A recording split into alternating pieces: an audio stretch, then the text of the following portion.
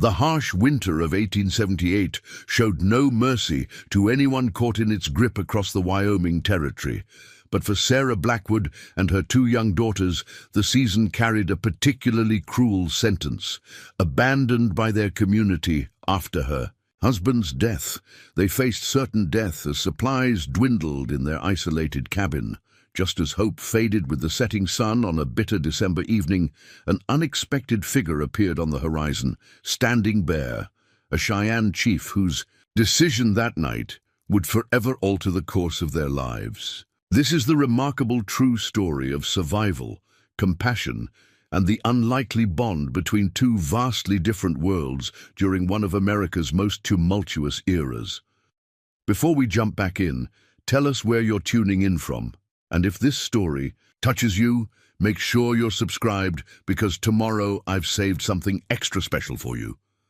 Sarah Blackwood stared at the nearly empty flour barrel, her heart sinking as she ran her fingers through the thin layer of white powder coating. The bottom, it wouldn't last another week. Outside, the December wind howled mercilessly, driving snow against the small cabin's walls with such force that drafts whistled through the cracks despite her best efforts to seal them.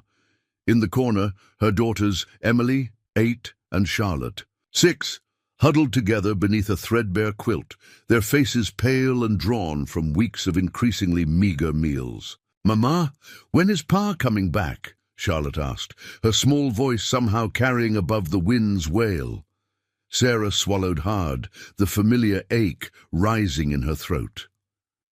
4 months had passed since Thomas had been crushed beneath a fallen tree while clearing land for their homestead. 4 months since the light had gone out of their lives, leaving them to face the approaching winter alone.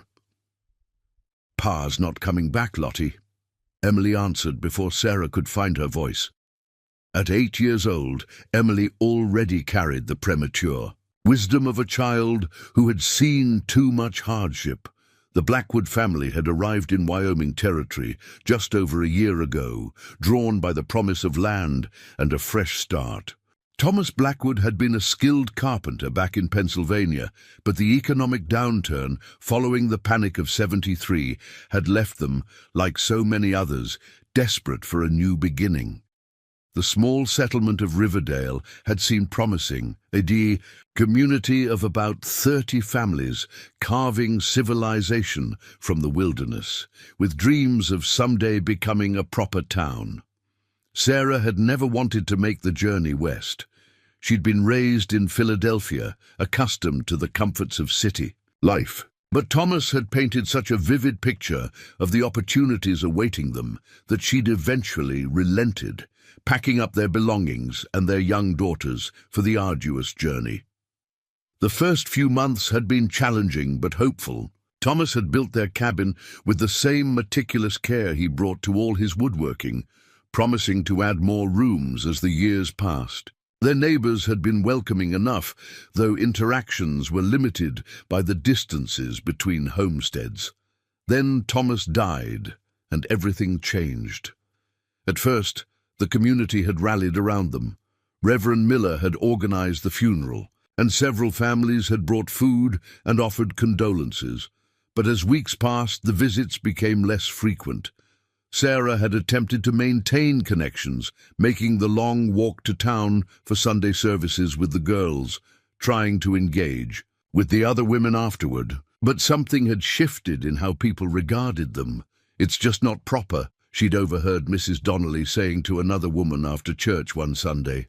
A woman alone with 2 young girls, miles from town. They should return east to her family. "I heard Thomas left them with practically nothing," the other woman had replied. "Not even enough money for train tickets." Sarah had slipped away before they could see her, cheeks burning with humiliation. It was true. Thomas had invested everything they had in the land, certain his carpentry skills would provide steady income. But the community wasn't established enough yet for much specialized work. Most families built their own crude structures, saving finer woodworking for later when the essentials of survival were addressed. By October, the invitations to community gatherings had stopped. When Sarah made the trip to Riverdale's general store, conversations would hush as she entered. Even Reverend Miller's sermons seemed to contain pointed references to the importance of proper family structure and the dangers of women attempting to manage without male guidance. "It's for your own good, Mrs. Blackwood," Reverend Miller had said when she finally confronted him about the community's growing coldness. "This is no place for a woman alone. Winter's coming, and you can't possibly manage that homestead. Better to admit defeat now, before tragedy strikes. Perhaps someone in town would purchase your claim for enough to get you back east." "We have nowhere to go," Sarah had replied, struggling to maintain her composure. "My parents are gone, and my sister barely manages with her own family." The Reverend had sighed, shaking his head with what appeared to be genuine regret. "Then I suggest you find a suitable arrangement quickly. Perhaps one of the widowers in the area would consider—" "Well, you understand what I'm suggesting." She did understand, all too clearly. Marry quickly or face the winter alone, but Sarah couldn't imagine opening her heart or her home to another man so soon after losing Thomas. Besides, the suitable widowers the Reverend likely had in mind were all at least twice her age. Rough men who'd lost wives to the hardships of frontier life and were looking for someone to cook their meals and warm their beds. By early November, when the first snow fell, Sarah knew they were truly on their own. Her last trip to Riverdale's general store had been particularly painful. Mr. Wilcox, who had always been cordial if not friendly, had refused to extend her credit for supplies. "I'm sorry, Mrs. Blackwood, but I can't risk it. You've no way to pay come spring," he'd said, not meeting her eyes. "I've my own family to consider. We need flour, Mr. Wilcox, and coffee, just enough to get through the month," she'd pleaded. "Perhaps this is God's way of telling you this life isn't meant for you," he'd answered, finally looking at her directly. "Reverend Miller mentioned the Davidson family might be willing to take your girls in until spring, when arrangements could be made to send them east. A burden like that would be more manageable for the community to bear." Sarah had left without another word, clutching the few supplies she'd been able to purchase with her dwindling coins. The suggestion that she should give up her daughters had awakened something fierce within her. They would survive this winter together, or not at all. Now, a month later, that determination was being tested by cruel reality. Their supplies were almost gone. The woodpile Thomas had started before his death was dangerously low, despite Sarah's efforts to add to it.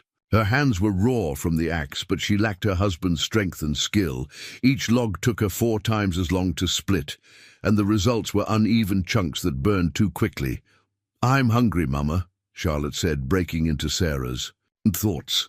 Sarah forced a smile. "I know, sweetheart, we'll have supper soon. Just a little soup to warm our bellies." Soup that would be little more than hot water with a few precious potato scraps and the last pinch of salt. She didn't tell them that it would need to last for 2 days. As darkness fell, Sarah lit their single remaining candle, conserving the precious lamp oil for true emergencies. She served the thin soup in their chipped bowls, pretending not to notice how Emily watched her pour just a few spoonfuls for herself so the girls could have more. "Tell us a story, Mama," Charlotte requested, after they'd finished their meager meal. "Yes, please," Emily added, "the one about the princess who saves herself." Sarah gathered them close on their single bed, wrapping the quilt around all 3 of them for warmth. The stories were their escape, a way to forget the cold and hunger for a little while. She had always been good at spinning tales, inventing adventures filled with brave girls who overcame impossible odds. Thomas had loved to listen to her stories as well, often adding unexpected twists that made the girls shriek with delight. Tonight, though, even as she spoke of enchanted forests and clever heroines, Sarah found her thoughts straying to their very real predicament. The temperature was dropping rapidly. Tomorrow, she would need to venture into the woods to gather more firewood, a task that grew more dangerous as the snow deepened. And what then? Another week, perhaps 2 if they were extraordinarily careful, and their food would be gone. She had tried hunting with Thomas's rifle, but ammunition was scarce, and her aim was poor. A single rabbit 2 weeks ago had been their only success. She'd set snares, as Thomas had taught her, checking them faithfully each morning, but the bitter cold seemed to have driven even the wildlife into deeper hiding. The girls drifted off, to sleep as she spoke, their breathing eventually growing deep and regular. Sarah carefully extracted herself from their embrace and moved to the cabin's single window. Frost had created intricate patterns across the glass, beautiful and deadly. The moon had risen, casting an ethereal glow across the snow-covered landscape that stretched endlessly from their isolated cabin. "What am I to do, Thomas?" she whispered, as she often did in these quiet moments. Sometimes she imagined she could feel his presence, offering comfort, if not solutions. Tonight, there was only the cold and the silence. Sarah was so lost in thought that at first she didn't register the movement on the horizon. When she did notice, her heart leaped into her throat. Figures on horseback, moving steadily toward the cabin. 4 riders, their silhouettes distinct against the snow. For one wild moment, hope flared in her chest. Had the community had a change of heart? Was Reverend Miller leading a party to check on them after all? But as the riders drew closer, moonlight revealed the truth. These were not settlers from Riverdale. The distinctive feathers, the silhouettes of the riders sitting tall and proud on their horses. These were Native Americans, likely Cheyenne, from the reservation to the north. Fear replaced hope. Relations between settlers and the native tribes had been tense for years. The government had forced many tribes onto reservations, but stories of warriors who refused to be confined still circulated among the settlers. Just last spring, a family 20 miles east had been found dead, their cabin burned. Though no evidence had linked the tragedy to Native Americans, rumors had spread quickly, fueling existing prejudices. Sarah glanced at her daughters, still sleeping peacefully, unaware of the approaching danger. Thomas's rifle hung above the door, loaded, but with only 3 bullets remaining. She could never hope to fend off 4 warriors. Perhaps they would simply pass by. The cabin was dark, except for the faint glow of the dying fire. They might not notice it at all. Preparing and narrating this story took us a lot of time, so if you are enjoying it, subscribe to our channel. It means a lot to us. Now back to the story. But even as the thought formed, Sarah watched the lead rider raise his arm, pointing directly at their home. The group altered their course slightly, now clearly headed straight for the cabin. Sarah's mind raced through their options. They could not run, not in this cold, not at night, not with the girls. Hiding was equally futile. In the one-room structure, fighting would only ensure their deaths came quicker. With shaking hands, she took down the rifle and positioned herself between the door and her sleeping daughters. If these were to be their final moments, she would face them with whatever courage she could muster. The sound of hooves crunching through snow grew louder, then stopped. Low voices conversed outside, speaking a language she did not understand. Sarah's finger rested alongside the trigger guard of the rifle, not yet ready to fire, but prepared to do so if necessary. A knock came at the door, firm but not aggressive. Sarah remained frozen, unable to decide whether answering or remaining. Silent posed the greater risk. After a moment, the knock came again, followed by a voice that surprised her with its clear English. "Hello within! We mean no harm." Sarah hesitated, then spoke through the closed door. "What do you want?" "Shelter from the cold, just for night. We have food to share." The mention of food made Sarah's empty stomach clench painfully. Still, she remained suspicious. "There are other places. The town is less than a day's ride south." A different voice answered, deeper and somehow commanding even in its quietness. "Town not welcome to Cheyenne. We saw your smoke, small fire. We thought Perhaps help is needed here. Sarah glanced back at her daughters. Help was indeed desperately needed. But could she trust these strangers? Everything she'd been taught warned against it. Yet what choice did they have? Another day, perhaps two, and starvation would begin its final work on them anyway. "I have children," she said finally. "Two little girls." "We know of losing little ones to winter," the deep voice replied. "No child should know such a cold. No mother should face night alone." Something in those words, their simple humanity, made Sarah's resolve waver. With the rifle still gripped in one hand, she unbolted the door and opened it a crack. 4 men sat atop horses whose breath formed clouds in the frigid air. They were wrapped in buffalo robes, their faces partially shadowed by the darkness. The oldest among them, positioned slightly ahead of the others, met her gaze directly. His face was weathered, lined with years and experiences Sarah could only imagine, but his eyes held no malice, only a steady assessment. "I am Standing Bear," he said, "Chief of Northern Cheyenne Band." Sarah swallowed hard. "Sarah Blackwood," she replied, surprised by the steadiness of her own voice. Standing Bear nodded, then gestured to a bundle tied to one of the horses. "We have meat, buffalo, and flour from the agency." He glanced past her into the cabin's dimness. "Your fire dies. Night grows colder." As if to emphasize his point, a gust of wind swirled snow around them, causing Sarah to shiver involuntarily. The cold air rushing into the cabin made Emily stir and sit up, rubbing her eyes. "Mama!" she called, voice thick with sleep. "Who's there?" 4 pairs of eyes shifted to the small figure now visible behind Sarah. Something in Standing Bear's expression softened almost imperceptibly. "She has your eyes," he observed quietly. The simple human observation, so unexpected in this tense moment, caught Sarah off guard. These were not the merciless warriors of settlers' nightmares.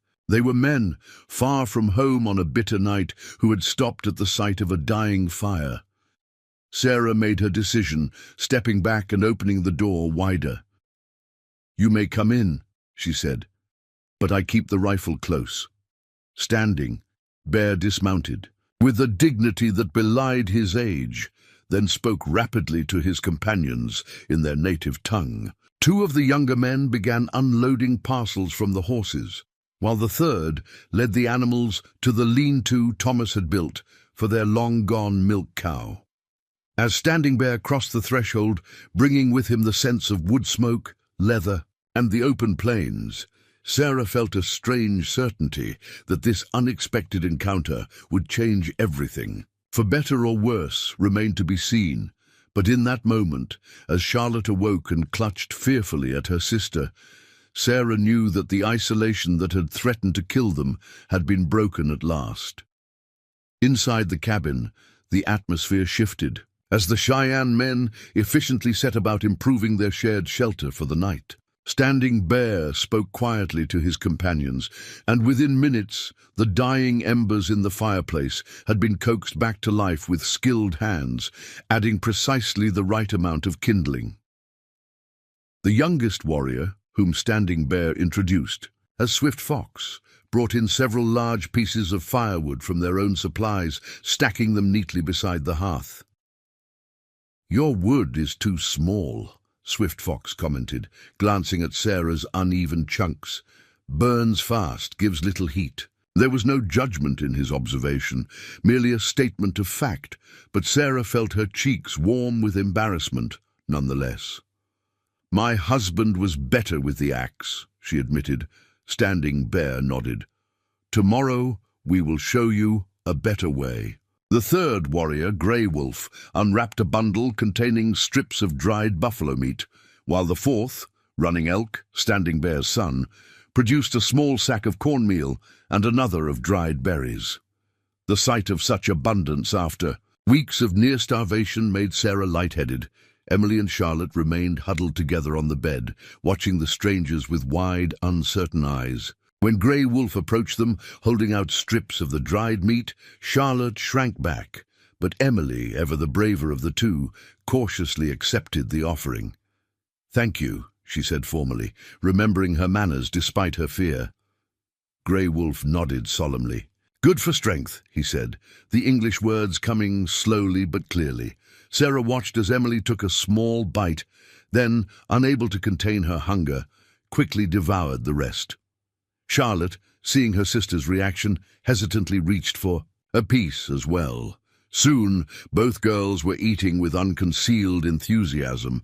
Standing Bear observed this exchange with quiet intensity before turning to Sarah. "The little ones have been hungry for a long time," he stated. It wasn't a question, but Sarah answered anyway. "Yes, our supplies. They didn't last as we'd hoped. And the settlement? They do not help women, children with no man?" There was genuine curiosity in his tone, as if trying to understand the ways of the white settlers. Sarah's throat tightened.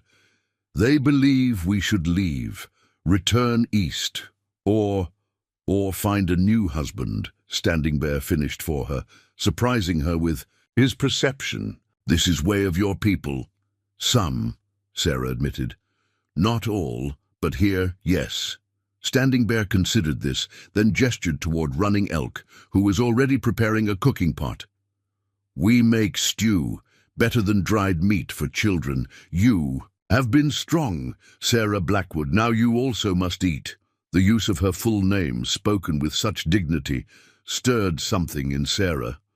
These men, strangers, foreigners, supposedly enemies, showed more concern for her family's welfare than those who shared her heritage and religion.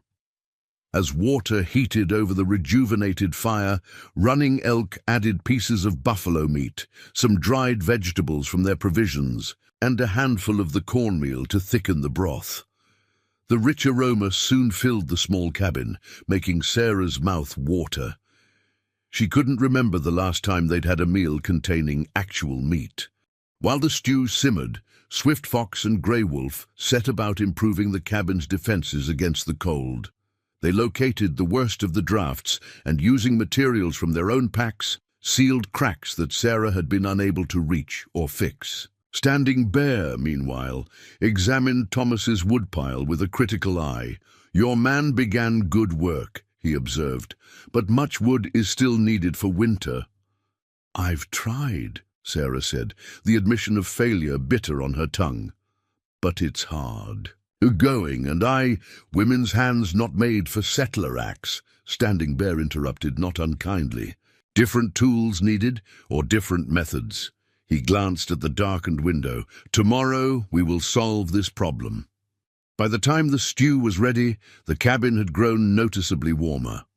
Running Elk served generous portions in the Blackwoods. Bowls, and for the first time in weeks, Sarah and her daughters ate until they were truly satisfied. Even then, plenty remained for the Cheyenne men, who ate with the quiet efficiency of those accustomed to making the most of what resources were available. After the meal, Charlotte's natural childish curiosity began to overcome her initial fear. She watched, fascinated, as Swift Fox repaired a piece of his riding gear with sinew and a bone needle. "What's that?" she finally asked, pointing to an intricate bead pattern on his leather pouch. Swift Fox, seeming pleased by her interest, beckoned her closer. "Story of my first buffalo hunt," he explained, tracing the pattern with his finger. "Each design tells a story." Soon Charlotte was seated beside him, wide-eyed as he explained the meaning behind various patterns in their beadwork. Emily, not to be outdone, edged closer to Grey Wolf, who had taken out a small wooden flute and was examining it thoughtfully. "Can you play it?" she asked. Grey Wolf nodded. "Songs for each season. Winter songs are quiet, like snow falling." He raised the flute to his lips and began to play a haunting melody that seemed to capture the very essence of the winter landscape outside. Beautiful, stark, and somehow both melancholy and peaceful at once. Charlotte stopped chattering to listen, her small face solemn in the firelight. Sarah, watching this unexpected scene unfold in her cabin, felt tears prick at her eyes. How long had it been since her daughters had experienced any joy, any connection? Beyond their small family circle, the isolation had been slowly crushing their spirits as surely as the cold and hunger had been weakening their bodies. Standing Bear, seated nearby, noticed her emotion. "Children adapt quickly," he observed quietly. "They see truth before adults." "And what truth is that?" Sarah asked. "That people are just people," he replied simply, "no matter the color of skin or language spoken." Sarah considered his words, thinking of the settlers who had turned their backs on her family. "Some people," she amended softly. Standing Bear acknowledged this with a slight inclination of his head. "Some," he agreed, "in all tribes." As the evening progressed, Sarah learned that Standing Bear's small band had been hunting to supplement the meager provisions allocated to their people. On the reservation, they were returning when the snowstorm had slowed their progress. Though they didn't say it directly, Sarah understood they had deliberately avoided the settlement at Riverdale, well aware of the reception they would likely receive there. "The journey to your reservation, is it far?" she asked, as the girls finally succumbed to exhaustion and fell asleep, Charlotte still clutching a beaded bracelet Swift Fox had given her. "2 days more," Running Elk answered, glancing at his father. "If the weather holds." Standing Bear nodded, his expression revealing nothing of his thoughts. "You have questions, Sarah Blackwood. I see them in your eyes." Sarah hesitated, then voiced the concern that had been growing as the evening wore on. "When you leave tomorrow, we'll be in the same situation." She gestured toward her daughters. "The food you've shared will help, but—" "You think beyond tomorrow," Standing Bear interrupted. "This is good. Shows wisdom." He studied her for a long moment before continuing. "Our people say that those who cross our path are sent for a reason. Perhaps you were sent to teach my young men that not all white faces hide hard hearts. Perhaps we were sent to show you another way to survive." "What other way is there?" Sarah asked, genuine confusion in her voice. "The settlement won't help. Yes, we can't make it to another town before spring, and I won't give up my daughters." Standing Bear's weathered face revealed a hint of approval at her last statement. "There are always other paths, even when snow covers the ground." He glanced at his son. "Running Elk and I have spoken. We offer you a choice." Sarah tensed, uncertain what was coming. "First choice, we leave extra provisions. Teach you better. Ways to cut wood, preserve heat. Maybe enough to survive until thaw." The maybe hung heavy in the air between them. "And the second choice?" Sarah asked, her throat dry. "You and daughters come with us to winter camp. Not reservation. Government. Men count too closely there. But our winter hunting camp in Medicine Bow Mountains. Hidden from soldiers with good shelter, food enough for all." Sarah stared at him, stunned by the offer. "You would take us in. Why?" "Our people value children above all," Standing Bear replied, "and we know what it is to face winter with no hope." His eyes took on a distant look. "Many winters ago, my first wife, my son, caught in an early storm. By time I found them—" He did not finish the sentence, but Sarah understood. "I'm sorry," she whispered. Standing Bear acknowledged her sympathy with a slight nod. "Different. A path now, new choices." He gestured toward the sleeping girls. "These children have strong mother. Our camp has many women who would welcome help with work. Fair exchange." Sarah's mind raced. The idea was almost unthinkable, leaving everything they knew to winter with the Cheyenne band. What would happen when spring came? Would they be able to return? What would the settlers say if they discovered where the Blackwood family had gone? Yet the alternative was to remain here, facing near certain death when their resources inevitably ran out. The small store of food the Cheyenne had shared might extend their survival by a week or two, but the fundamental problem remained. 1. Woman could not generate enough resources to keep 3 people alive through a Wyoming winter, not without help. I need to think, she said finally. Standing Bear inclined his head. Sleep now. Decide with morning light. He rose to his feet with fluid grace that belied his age. We take turns watching the fire. Rest well, Sarah Blackwood. The night passed in a strange peace. Each time Sarah woke, she found one of the warriors seated by the fire, adding wood when needed, keeping vigilant watch over the cabin and its occupants. It was the most restful sleep she'd had since Thomas's death, the constant fear of freezing in the night, temporarily abated by their presence. Morning arrived with a pale sun breaking through clouds, illuminating a world transformed by the previous day's snow. Sarah rose quietly, careful not to wake her still sleeping daughters. Standing Bear was already awake, looking out the cabin's single window at the pristine landscape.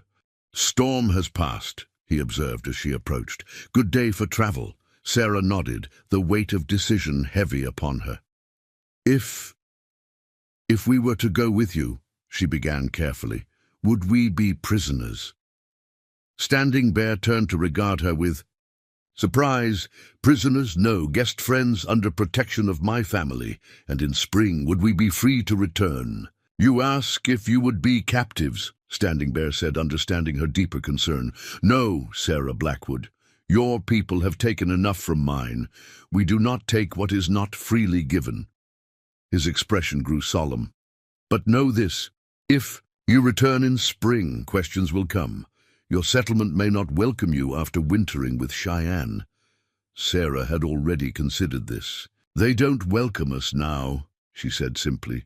She moved to the cabin's single shelf, running her fingers over the few precious items they had brought from their former life.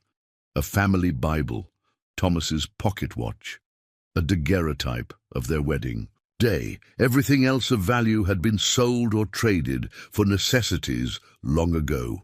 We would need to bring some things, she said, making her decision. Not much, just what matters to the heart. Understanding dawned in Standing Bear's eyes. You will come. Yes, Sarah confirmed, surprised by the sense of relief that accompanied the decision. We'll come with you. By mid-morning, preparations were complete.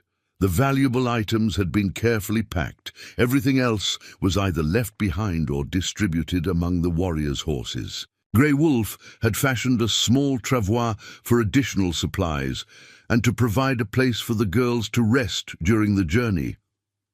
Emily and Charlotte, after initial apprehension, had embraced the adventure with childish resilience once Sarah explained. They would have food and warmth in their new temporary home. Charlotte was particularly enchanted by Swift Fox's promise to teach her beadwork, while Emily solemnly informed her mother that she intended to learn the Cheyenne language as quickly as possible. As they prepared to depart, Sarah took one final look at the cabin that had been both home and prison. Thomas had built it with such hope, such dreams for their future. She wondered what he would think of her decision. Your man watches from beyond, Standing Bear said quietly, seeming to read her thoughts. If he loved his children, he approves this choice. Sarah's throat tightened. He loved them more than anything.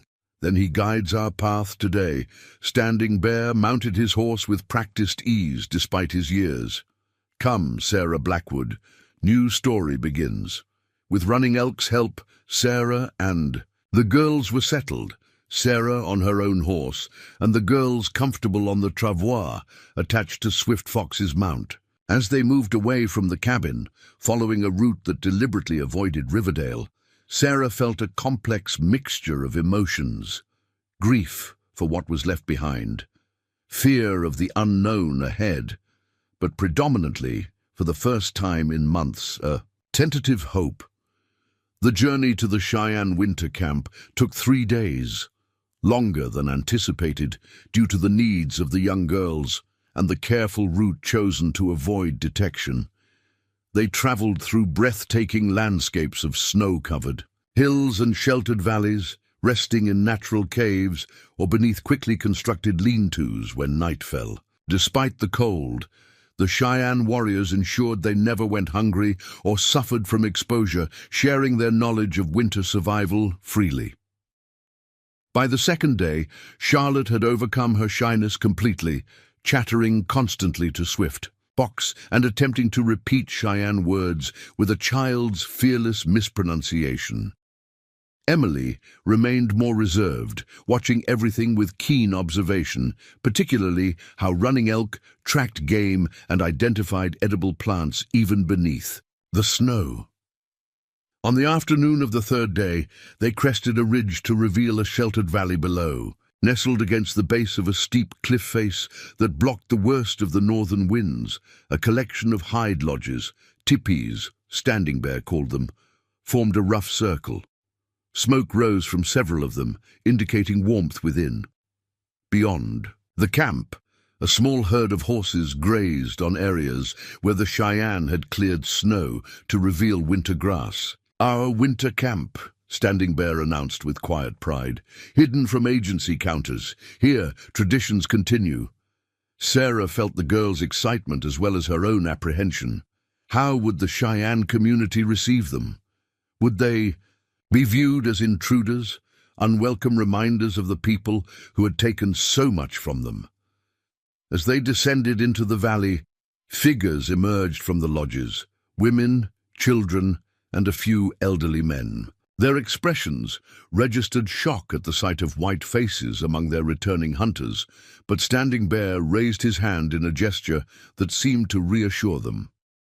When they reached the center of the camp, Standing Bear dismounted and approached, a dignified older woman whose bearing suggested importance within the community. They spoke briefly in Cheyenne, the chief gesturing toward Sarah and the girls several times during the conversation. Finally, Standing Bear motioned for Sarah to join them. With Running Elk's assistance, she climbed down from her horse, legs stiff from the unaccustomed riding, and walked forward with as much dignity as she could muster, conscious of curious eyes tracking her every movement. "Sarah Blackwood," Standing Bear said formally, "this is Singing Brook, my sister and elder woman of our band. Her lodge welcomes you and your daughters." The older woman studied Sarah with piercing dark eyes that seemed to look through to her very core. Whatever she sought, she apparently found, for her weathered face softened slightly, and she inclined her head in acknowledgement. "My brother says you have courage," Singing Brook said in surprisingly good English. "You will need it. Life here is not easy, even for those born to our ways." "My daughters and I are grateful for your hospitality," Sarah replied, matching the older woman's formal tone. "We will work and learn your ways so as not to be a burden." Singing Brook's expression remained impassive, but something like approval flickered in her eyes. "Children are never a burden," she stated firmly. "Come. Your daughters look cold. My lodge has a good fire." As Singing Brook led them toward one of the larger teepees, Sarah glanced back at Standing Bear, who nodded encouragingly. Emily and Charlotte followed close behind her, Emily maintaining her observant silence, while Charlotte had already spotted a group of Cheyenne children watching them curiously from a distance. At the entrance to the teepee, Sarah paused, aware that they stood at a threshold that represented far more than just shelter. Behind them lay the world they had known, a world that had ultimately rejected them when they most needed help. Ahead lay an entirely new existence among people who, by all the conventions of their time, should have been their enemies. Yet these enemies had shown more humanity, more compassion than those who shared their heritage and faith. The irony wasn't lost on Sarah. Singing Brook noticed her hesitation. "New paths bring fear," the older woman acknowledged, "but also possibility." "Yes," Sarah agreed, strengthened by the truth of those simple words. Taking a deep breath, she ducked through the entrance of the teepee, her daughters following close behind. Inside, warmth enveloped them immediately. Physical warmth from the well-tended central fire, but also the warmth of a space that was clearly home to a family. Beautifully, Tanned hides lined the walls, adorned with paintings and beadwork telling stories Sarah couldn't yet read. Neatly arranged belongings spoke of an ordered life, despite conditions that white settlers would consider primitive. Two young women, perhaps a few years younger than Sarah, looked up from their work with startled expressions that quickly transformed into guarded curiosity. An elderly man, seated near the fire, merely glanced at the newcomers before returning his attention to the wooden figure he was carving. "My daughters," Singing Brook explained, gesturing to the young women. "Morning Star, and Willow, and my father sees far." She spoke rapidly in Cheyenne, presumably explaining the unexpected guests. The sisters exchanged glances, but nodded in acknowledgement. The older of the two, Morning Star, rose and approached with a blanket, which she offered to Charlotte, who was still shivering slightly despite the warmth. "Thank you," Charlotte said, accepting the gift with unusual solemnity. Morning Star smiled, the first genuine smile they'd received since entering the camp. "You are welcome, little one," she replied in accented but clear English. "Come, sit. By fire, tell us your name." As Charlotte eagerly moved forward, beginning to chatter about their journey, Emily remained close to Sarah, still watchful. Sarah placed a reassuring hand on her shoulder, feeling both the tension in her daughter's small frame and the momentous nature of this new beginning. Standing in the center of a Cheyenne dwelling, surrounded by people who had every reason to distrust those of European descent, Sarah was struck by the remarkable turn their fate had taken. Just days ago, she had been preparing herself and her daughters for a slow death from cold and starvation, abandoned by their own community. Now they had food, warmth, and shelter, not from charity, but from a recognition of shared humanity that transcended the divisions of their time. Outside, the winter wind howled across the Wyoming wilderness, but within the teepee, Sarah Blackwood and her daughters had found an unexpected sanctuary, and perhaps, in time, a new kind of home. The first weeks in the Cheyenne winter camp tested Sarah Blackwood in ways she had never imagined. Physical hardships were expected, the close quarters of the teepee, the unfamiliar foods, the constant battle against winter's chill. But it was the cultural immersion that truly challenged her. Every routine, every interaction followed protocols unknown to her, leaving her frequently bewildered despite Singing Brook's patient guidance. "No, like this," the older woman would demonstrate, showing Sarah how to properly prepare pemmican, or tan a hide, using ancient techniques that had sustained the Cheyenne through countless winters. There was no written manual, no formal instruction, only observation, practice, and the occasional correction, typically delivered with a mixture of exasperation and amusement. The girls adapted more readily. Charlotte, with a child's natural sociability, quickly formed friendships with several Cheyenne children, picking up their language with astonishing speed. Within 2 weeks, she was flitting between lodges, welcomed by mothers who seemed charmed by her enthusiastic attempts to pronounce difficult Cheyenne words and her uninhibited delight in their stories and games. Emily's integration followed a different path. More reserved by nature, she gravitated toward practical skills rather than social connections. Morning Star recognized this tendency and took the 8-year-old under her wing, teaching her to identify useful plants preserved for winter use and explaining their medicinal properties. To Sarah's surprise, Emily displayed an aptitude for beadwork, her small fingers quickly mastering patterns that Sarah found hopelessly complex. "She has good eyes," Singing Brook commented, watching Emily work beside Morning Star one evening. "Sees patterns where others see only beads." Sarah nodded, throat tight with emotion. How would Thomas feel seeing their daughters thriving in such unexpected circumstances? Would he be proud of their resilience, their ability to adapt, or would he be dismayed to find them embracing ways so different from those in which they had been raised? Singing Brook, with the uncanny perception Sarah had come to recognize in her, seemed to read these thoughts. "Children learn what they need to survive," she said simply. "This is wisdom, not betrayal." The acceptance of the Blackwoods within. The camp varied among individuals. Some, particularly the younger members of the band, were openly curious and welcoming. Others maintained a distance, their expressions revealing lingering distrust of white faces. A few, notably an elder named Broken Shield, made no attempt to hide their disapproval, speaking sharply in Cheyenne whenever Sarah or the girls came near. "He lost 2 sons to bluecoat soldiers," Standing Bear explained when Sarah finally asked about the elder's hostility. "His heart carries many wounds." Sarah couldn't begrudge the man his bitterness. The history between their peoples was written in blood, most of it shed by Native Americans defending their ancestral lands against an ever-expanding tide of white settlement. That Standing Bear's band had offered sanctuary to her family at all seemed increasingly miraculous as she learned more about this violent history from evening stories told around fires. By the 3rd week, Sarah had established a routine that felt almost normal. Mornings began before dawn, helping Singing Brook and her daughters prepare the day's first meal.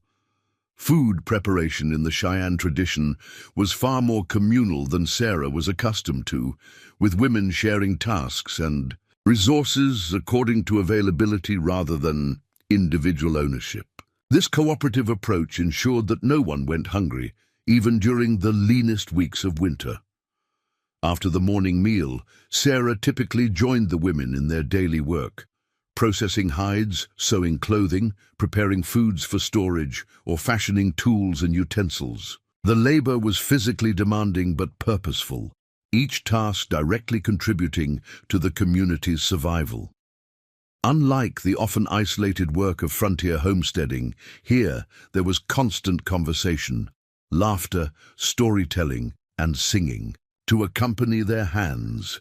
Afternoons brought different activities depending on weather conditions. On milder days, Sarah might accompany a group of women to gather firewood or check snare lines for small game. During heavy snowfalls or bitter cold, work continued inside the teepees, where elders passed down tribal knowledge through stories that Sarah found herself increasingly absorbed in, despite initial difficulties with the language.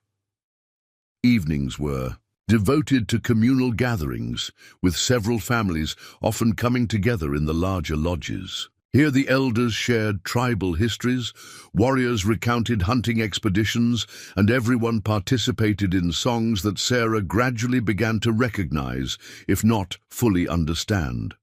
Charlotte would often fall asleep amid these gatherings while Emily would listen with rapt attention until her own eyes grew heavy. Through it all, Sarah observed the Cheyenne way of life with growing admiration. Despite the hardships they endured, the confined reservation existence, the broken treaties, the constant threat of further displacement, they maintained a dignity and cohesion that many white communities might envy. Children were treasured by all adults, not just their parents. Elders commanded genuine respect rather than being viewed as burdens. Resources, however limited, were shared according to need rather than status or power. "Your ways are different from what I expected," Sarah admitted to Singing Brook one evening as they worked side by side, preparing hides for a new teepee cover. "Chase, older woman's hands never paused in their rhythmic scraping. Different from stories told by your people?" "Yes," Sarah acknowledged. "We are taught that your ways are primitive." She hesitated, embarrassed by the admission. Singing Brook merely nodded, unsurprised. "And we think white ways are wasteful. Short-sighted, both see with eyes that know only one path." She gestured toward Charlotte, who was playing a counting game with 2 Cheyenne girls her age. "Children see more clearly. They have not yet built walls in their minds." On a particularly bitter January night, when howling winds drove snow horizontally, Across the valley, Sarah awoke to find Charlotte's small body radiating unusual heat beside her. Alarmed, she placed a hand on her daughter's forehead, confirming her fear. Charlotte was burning with fever. "Singing Brook," she called urgently, rousing the older woman from sleep. "Charlotte is ill." Within moments, the tipi was fully awake. Singing Brook examined Charlotte with practiced hands, her expression grave, as she noted the child's flushed cheeks and rapid breathing. "Lung sickness," she pronounced, "comes quick in winter." Sarah's heart contracted with fear. Pneumonia had claimed numerous lives back in Riverdale, including the Donnellys' youngest son just last winter, without a doctor or medicines. "What can we do?" she asked, struggling to keep panic from her voice. Singing Brook was already issuing instructions to her daughters. Willow hurried to build up the fire, while Morning Star gathered various pouches from a storage basket. "First, steam to ease breathing," Singing Brook directed, taking charge with calm efficiency. "Then medicine tea." Sarah watched anxiously as the women worked, feeling helpless in the face of her daughter's illness. In Philadelphia, they would have summoned a doctor with his bag of medicines. Even in Riverdale, Reverend Miller's wife had kept a supply of patent remedies for common ailments. Here, they had only what nature provided and what Cheyenne wisdom had preserved. Morning Star prepared a steaming mixture of pine needles and something that smelled strongly of mint, positioning it near Charlotte so that she could breathe the vapors. Singing Brook crushed dried plants into a fine powder, which she mixed with hot water to create a strong-smelling tea. "She must drink all," Singing Brook instructed, passing the small wooden cup to Sarah. "Even if bitter." Sarah cradled Charlotte's feverish head, coaxing her to sip the medicinal brew, despite the child's weak protests at its taste. Emily hovered nearby, her face pale with worry. "Will she be all right?" Emily whispered. Sarah wished she could offer reassurance, but uncertainty clutched at her own heart. "We're doing everything we can," she answered, the best truth she could provide. Throughout that long night, the women of Singing Brook's lodge maintained their vigil. The medicine tea was administered every few hours, along with cool cloths for Charlotte's fever and the continuous steam treatment for her congested lungs. By dawn, Sarah was nearly delirious with exhaustion and fear, having watched her daughter struggle for each breath through the darkest hours. As the first grey light filtered through the smoke hole, the teepee flap opened to admit Standing Bear, accompanied by an ancient woman Sarah had seen but never spoken with, Stone Grandmother, the band's most respected healer. The old woman knelt beside Charlotte, with movements that belied her years. Her examination was thorough but gentle, her gnarled fingers seeming to sense things beyond what eyes could see. After several minutes, she spoke quietly to Standing Bear, who translated for Sarah.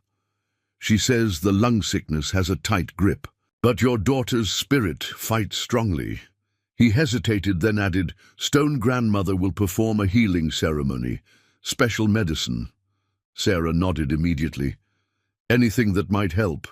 What followed was unlike anything in Sarah's experience. Stone Grandmother produced a small hide pouch from which she extracted various items.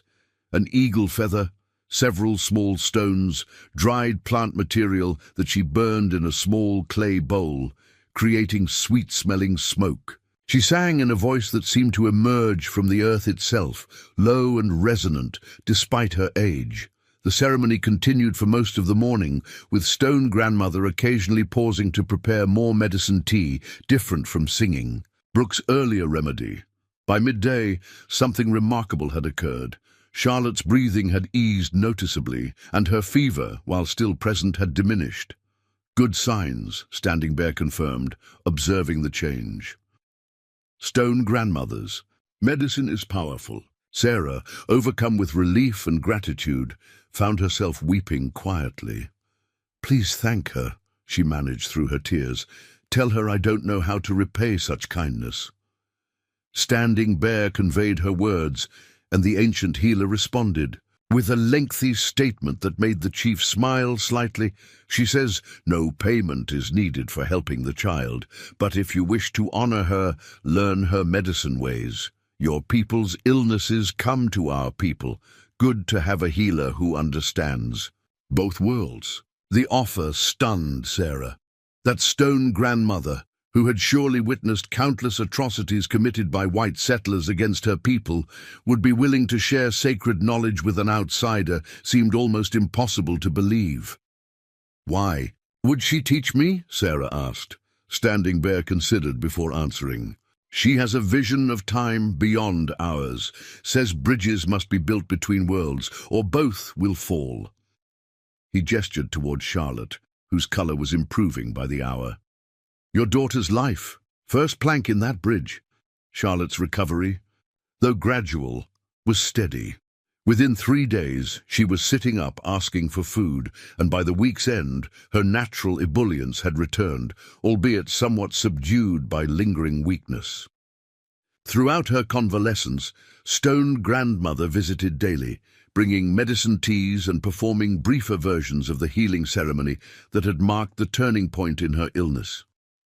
True to her word, the elderly healer began instructing Sarah in basic medicinal knowledge, which plants served which purposes, how preparation affected their properties, which combinations created the most potent remedies. The language barrier complicated these lessons, but Morning Star often served as interpreter, her own interest in healing arts, making her an enthusiastic participant. This crisis, frightening as it had been, served to deepen the Blackwoods' integration into the Cheyenne community. The shared vigil over Charlotte's sickbed had created bonds that transcend cultural differences. Even Broken Shield, who had maintained his distance since their arrival, acknowledged Sarah with a slight nod when their paths crossed after Charlotte's recovery. "He lost granddaughter to the same sickness last winter," Running Elk explained when Sarah mentioned the elder's changed demeanor. "Sees his pain in your eyes." February brought marginally milder weather, allowing for more extensive hunting expeditions. The men would depart for days at a time, returning with deer, elk, and occasionally buffalo when a small herd was discovered wintering in a sheltered valley. These successful hunts were cause for celebration, with the entire camp gathering to process the game and share in a feast that honored both the animals who had given their lives and the hunters who had secured this essential sustenance. During one such celebration, Sarah observed Emily deep in conversation with an elder known as Many Birds, who was renowned for his knowledge of stars. Using sticks to draw patterns in the dirt floor, the old man appeared to be explaining something complex that had captivated her daughter completely. "Star knowledge," Standing Bear commented, noticing Sarah's curious gaze. "Many Birds was the band's best guide before their eyes grew weak, could find a way by night stars when all other trails disappeared." "Emily has always been fascinated by the night sky," Sarah said. "Thomas, her father, used to take her outside on clear nights to identify constellations." Standing Bear nodded thoughtfully. "Different peoples, same stars, different names, same patterns." He gestured toward the old man and the attentive child. "Knowledge flows both ways there. Many Birds learns your star names from Emily. She learns our stories of sky people." This exchange perfectly encapsulated what had become the underlying theme of their winter among the Cheyenne, a mutual sharing of knowledge, a recognition of common humanity beneath surface differences. Sarah thought often of Reverend Miller and his congregation back in Riverdale, wondering what they would make of the reality she had discovered, that these savages they so feared and demonized possessed a complex culture, profound wisdom, and capacity for compassion that rivaled or exceeded their own Christian community. As February gave way to March, subtle signs of spring's approach began to appear. Longer daylight hours, occasional days of brilliant sunshine, that prompted temporary thaws, the return of certain birds that had ventured south for the harshest weeks. With these changes came a shift in the camp's activities and a question that Sarah had been avoiding. What will you do when the warm season returns? Singing Brook asked one evening as they sat together, watching the girls play with a group of Cheyenne children. The question was posed casually, but Sarah heard the underlying concern. "I don't know," she admitted.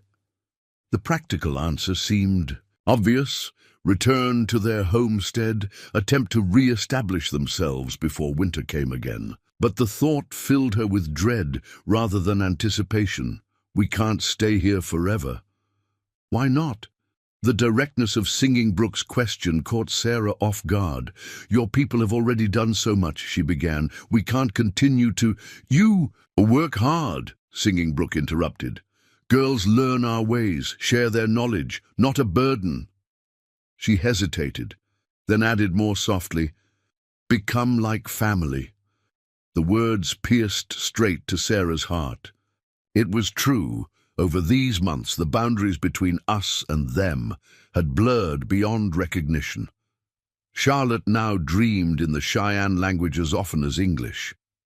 Emily had absorbed tribal knowledge like a sponge, her natural intelligence, finding new outlets in this environment, rich with practical learning. And Sarah herself had discovered strengths she never knew she possessed, adapting to physical hardships, mastering new skills, and finding her place within a community structure vastly different from any she had known. The settlement wouldn't accept us if we returned, Sarah said, giving voice to a concern that had been growing, not after living with your people. Singing Brook's expression registered understanding but not surprise. White ways are rigid. See only one path as right. And your people, how many would truly welcome us staying permanently? The older woman considered this honestly. Some would welcome, some would accept, some would never trust. She looked directly at Sarah. Not a simple choice, but choice exists. Their conversation was interrupted by approaching figures. Standing Bear, accompanied by Running Elk and Swift Fox, just returned from a scouting expedition to the east. Their expressions were grave, immediately alerting Sarah that something was wrong. Standing Bear gathered the elders and heads of families, but gestured for Sarah to join them as well, an inclusion that would have been unthinkable months earlier. Bluecoat. Soldiers moving near, he announced without preamble. Many wagons, horses, heading toward the agency with new weapons. Murmurs of concern rippled through the gathered listeners. Swift Fox, whose English had improved through regular conversations with Sarah and the girls, leaned closer to explain. Army brings a new agent for reservation. Stricter counting, less food allowed off reservation. His expression darkened. Last time a new agent came, 3 bands were forced back to agency lands. Good hunting grounds taken. Sarah understood the implications immediately. This hidden winter camp, which had allowed the band to supplement meager government rations with traditional hunting, might soon be discovered and disbanded. The relative freedom they had enjoyed here would be replaced by the confined existence of the reservation, where every movement was monitored and traditional practices often prohibited. When might they come? She asked quietly. Snow in the mountain passes still deep, Running Elk replied. 2 weeks, maybe 3 before they can search these valleys. Standing Bear was conferring with the other elders in Rapid Cheyenne, their expressions reflecting various degrees of concern and resignation. Finally, he addressed the gathering again. We will prepare to move deeper into the mountains. Less game there, harder journey, but safer from soldiers. He surveyed the group. Those too weak for difficult travel will go to the reservation now, before soldiers search. Join relatives there. His gaze fell on Sarah and moved meaningfully toward Charlotte, who was playing nearby, still occasionally coughing from her recent illness. The unspoken question hung in the air between them. The time for decision had arrived, forced by circumstances, beyond their control. Would the Blackwoods attempt the dangerous journey deeper into the mountains with the band that had saved them? Return to the reservation, where their presence would raise difficult questions? Or was this the moment to part ways, with Sarah and her daughters returning to their homestead or somewhere else entirely? As Sarah considered these possibilities, she realized that the choice before her was about far more than physical safety or practical concerns. It was about identity, belonging, and the kind of future she envisioned for her daughters. The comfortable world she had known in Philadelphia, the struggling frontier existence of Riverdale, the rich but endangered culture of the Cheyenne, each offered different possibilities, different challenges. Standing Bear seemed to understand the weight of her thoughts. "No need to decide now," he said. "Sleep, pray to your God. We prepare either way." That night, as her daughters slept peacefully beside her, Sarah lay awake, her mind traversing the extraordinary journey that had brought them to this moment. 5 months ago, she had been a desperate widow facing death alongside her children, abandoned by her own community. Now she found herself integrated into a people who had every historical reason to reject her, yet had offered sanctuary when it was most needed. Whatever path they chose next would be fraught with difficulties. There were no easy answers, no guaranteed safety in a world where the collision between white expansion and Native American survival continued to create casualties on all sides. But one certainty had emerged from their winter among the Cheyenne: Sarah. Blackwood and her daughters had been irrevocably changed by the experience. They had discovered strength in adaptation, wisdom in different perspectives, and humanity in those whom their society had taught them to fear. As dawn approached, Sarah watched the first tentative light filter through the smoke hole of the tipi. New day, new possibilities. The girls stirred beside her, Emily's serious eyes opening first, followed by Charlotte's still, sleepy gaze. Their futures lay in her hands, a responsibility that had once terrified her but now filled her with a quiet determination. "Good morning, my brave ones," she whispered. "We have important things to talk about today. Whatever path they chose, they would face it together, strengthened by what they had learned, connected to both worlds, and forever grateful to the Cheyenne chief, whose compassion had changed their fate on that snowy December night when all hope had seemed lost." "I want to stay with Swift Fox and learn more beading," Charlotte declared, when Sarah broached the subject of their future that morning. At 6 years old, her world was defined by immediate attachments and simple pleasures.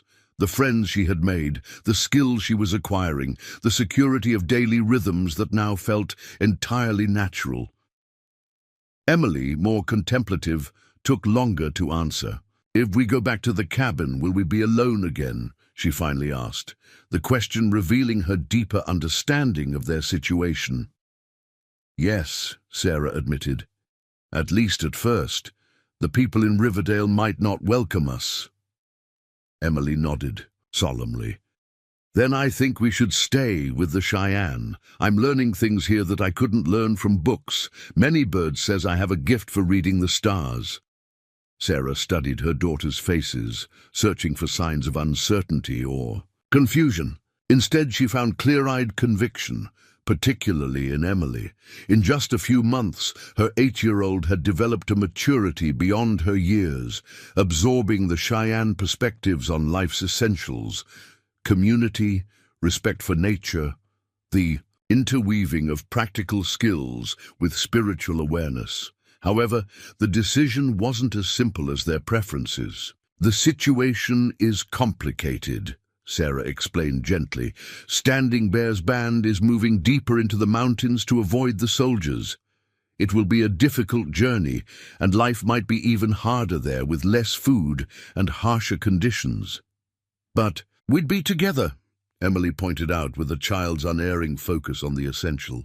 "And we'd be with people who care about us." There it was, the fundamental truth that Sarah herself had been circling. In Riverdale, they had been abandoned by their community when need arose. Among the Cheyenne, despite being outsiders of the Most problematic kind, they had been embraced, protected, and integrated into the communal fabric. The contrast could hardly be starker, yet practical concerns remained. If we stay with the band, we would be choosing a life very different from the one we knew before, Sarah said carefully. Different from what your father imagined for us. Charlotte's brow furrowed at the mention of Thomas. Her memories of her father were already fading, replaced by the vivid present. Would Pa be angry if we stayed? The question pierced Sarah's heart. No, sweetheart. Your father wanted us to be safe and happy. That's what all parents want for their children. Later that morning, Sarah sought out Standing Bear, finding him near the edge of the camp, where he was examining a crude map drawn on a piece of hide, likely planning their upcoming move. My daughters wish to remain with the band, she said without preamble. Standing Bear nodded unsurprised. Children see with clear eyes, and the mother. Sarah took a deep breath. I have concerns, practical ones. Speak to them. If we continue with your people, moving deeper into the mountains, what becomes of us when spring fully arrives? When does summer comes? Do we live as Cheyenne forever? And would we be putting your band at greater risk? If soldiers found white faces among you, Standing Bear considered her words carefully before responding. These mountains have many hidden valleys. Some bands stay free for years, moving when danger comes. He traced a route on the map with his finger. But truth is truth. Life grows harder. Games smaller, places to hide fewer. Government wants all Cheyenne on reservation or gone from Earth. The stark assessment hung between them. A reality that no amount of wishful thinking could dispel. As for risk, Standing Bear continued, white woman, children with Cheyenne band already breaks white man's laws. Papers would call it captivity, no matter what the truth is. His weathered face revealed a hint of irony, but might also protect the band if soldiers came. Hard for bluecoats to shoot when white faces among Indians. It was a cold calculation, but not an invalid one. Sarah felt a chill at the thought of being a human shield, yet understood the brutal mathematics of survival that governed Standing Bear's world. There is a third path, Standing Bear said after a moment. Not a cabin, not mountains. Sarah waited, curious. Settlement 3 days' journey west. Jackson Creek, smaller than Riverdale, different kind of people. Some fur trappers married to native women. Trading post run by man with crow wife. Place where two worlds meet. He studied her reaction. Not a perfect place, but a place where the Blackwood family might find a new start, close enough that we could meet when my band hunts summer grounds. This possibility hadn't occurred to Sarah. A settlement more accustomed to cultural mixing, where their winter with the Cheyenne might not automatically condemn them to ostracism, offered a middle path she hadn't considered viable. How do you know of this place? She asked. Many eyes watch white settlements. Knowledge means survival. Standing Bear's expression softened slightly. Old friend there. Mitchell Carson. Trapped with my father before reservation days. Married a Lakota woman. Named Sparrow. Good man who sees beyond skin. Sarah absorbed this information, mind racing with new possibilities. Would this Carson help us? Message could be sent. My nephew Cloud Dancer trades sometimes at Carson's post. Not safe for me to go, too well known to the army. But Cloud Dancer passes as half-blood when needed. The conversation was interrupted by Running Elk, who approached with news that hunting parties had sighted fresh deer tracks in the eastern valley. Standing Bear acknowledged the report, then turned back to Sarah. Consider all paths, he advised. No need for hasty words. Throughout the day, Sarah pondered the alternatives while joining the women's preparations for potential relocation. Singing Brook directed the processing of remaining meat into travel-ready pemmican, while other women sorted essential belongings, determining what must be carried and what could be cached for potential future retrieval. That evening, Sarah found herself sitting beside Stone Grandmother near one of the communal fires. The ancient healer was grinding dried plants into powder, her gnarled fingers moving with surprising dexterity. Without looking up, she began speaking in her native tongue, which Morning Star, seated nearby, translated. Stone Grandmother says, "Your spirit walks between two cliffs, searching for a bridge," Morning Star interpreted. "She has dreamed of your path." Sarah leaned forward, intrigued. What did she see? A lengthy exchange followed, with Morning Star carefully translating the elder's words. She says, "Future branches like river in spring, many channels possible." She sees you with foot in both worlds, not fully in either. This brings pain, but also purpose. Morning Star hesitated, seemingly uncertain how to translate the next concept. She says, "You will become a medicine woman of new kind, healing wounds between peoples, not just bodies." Sarah regarded the ancient healer with wonder. How could I possibly do that? Stone Grandmother reached out with surprising quickness, grasping Sarah's hand in her own. Her dark eyes, rheumy with age but still penetrating, locked with Sarah's as she spoke again. She says, "Knowledge is bridge," Morning Star translated. "What you learn here, medicine ways, plant wisdom, respect for earth spirits, take this knowledge forward. Share with your people what your people know. Reading marks on paper, machine knowledge, ways of new world, share with native children who must survive in changing times." Sarah felt a strange resonance with these words, as if they articulated something she had been intuiting without fully recognizing. Throughout their winter with the Cheyenne, she had observed the profound wisdom in their ways, wisdom that settlers like those in Riverdale dismissed as primitive superstition. Simultaneously, she recognized that the native peoples faced a future, where adaptation to certain aspects of white society might be essential for survival. Could she somehow serve as a conduit between these worlds? The thought seemed presumptuous, yet Stone Grandmother's vision suggested possibilities that transcended Sarah's individual circumstances. Before she could formulate a response, a commotion at the camp's perimeter drew everyone's attention. A rider had arrived, Cloud Dancer, returning earlier than expected from his trading expedition. His expression as he dismounted conveyed urgency rather than alarm. The young man conferred briefly with Standing Bear before both approached where Sarah sat with Stone Grandmother and Morning Star. "News from settlement," Standing Bear announced. "Riverdale." Sarah tensed, instinctively drawing Emily, who had been sitting quietly nearby, closer to her side. "Rumor reaches Jackson Creek trading post that Blackwood widow children died in winter," Cloud Dancer reported, his English accented but clear. "Cabin found empty when the traveler passed. Settlement people say a blizzard must have taken them. Since no bodies were found, the words landed with unexpected weight. They were presumed dead, a fact that should perhaps have been anticipated, yet somehow hadn't crossed Sarah's mind. Riverdale had abandoned them to their fate, and now apparently considered that fate sealed. The matter closed.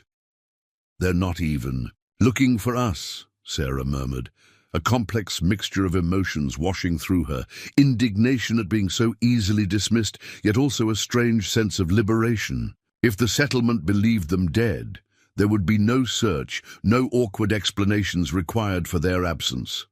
"There is more," Cloud Dancer added. "Man named Miller." "Reverend Miller?" Sarah interrupted. Cloud Dancer nodded. "This Miller. Man speaks of claiming Blackwood homestead for church purposes since no heirs remain." The audacity was breathtaking. The same man who had refused to help them, who had suggested Sarah give up her daughters, now sought to profit from their presumed deaths. Anger flared hot and bright within her. "That land belongs to my children," she stated, her voice hardening. "Thomas worked himself to exhaustion establishing our claim. It's all he left them." Standing Bear regarded her thoughtfully. "If Blackwoods live, claim remains. If dead, As the settlement believes, claim opens to others. The implication was clear. Their legal right to the homestead depended on their return, on proving they had survived the winter. "Did you speak with Carson?" Sarah asked Cloud Dancer, recalling the earlier conversation about the Jackson Creek settlement. "Yes. He remembers Standing Bear's father well, says any friend of the chief would find welcome at his trading post. Offers work if needed," Standing Bear nodded. "Carson is an honorable man, understands both worlds." Throughout this exchange, Emily had been listening intently, her expression thoughtful. Now she spoke up. "Mama, if people think we're dead but we're not, and we want to keep our land, we have to go back and show them we're alive. Out of the mouths of babes." Sarah smiled at her daughter's straightforward assessment, which cut through the complexities to the essential truth. If they wanted to retain legal ownership of Thomas's homestead, the tangible legacy he had left his children, they needed to assert their existence. But the timing presented a dilemma.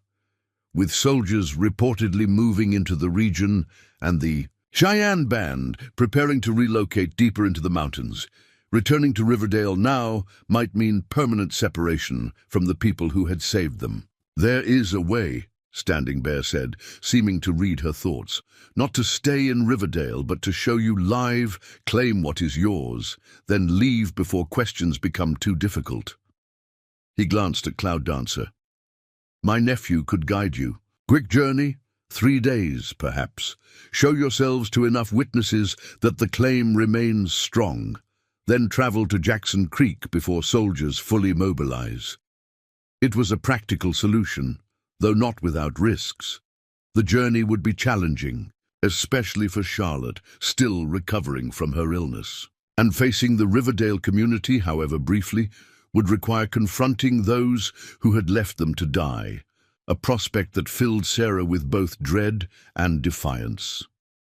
Yet the alternative, simply abandoning their homestead without a fight, felt like a betrayal of Thomas's memory and their children's inheritance. The land represented not just material value, but the dream that had brought them west, the future Thomas had envisioned for his daughters.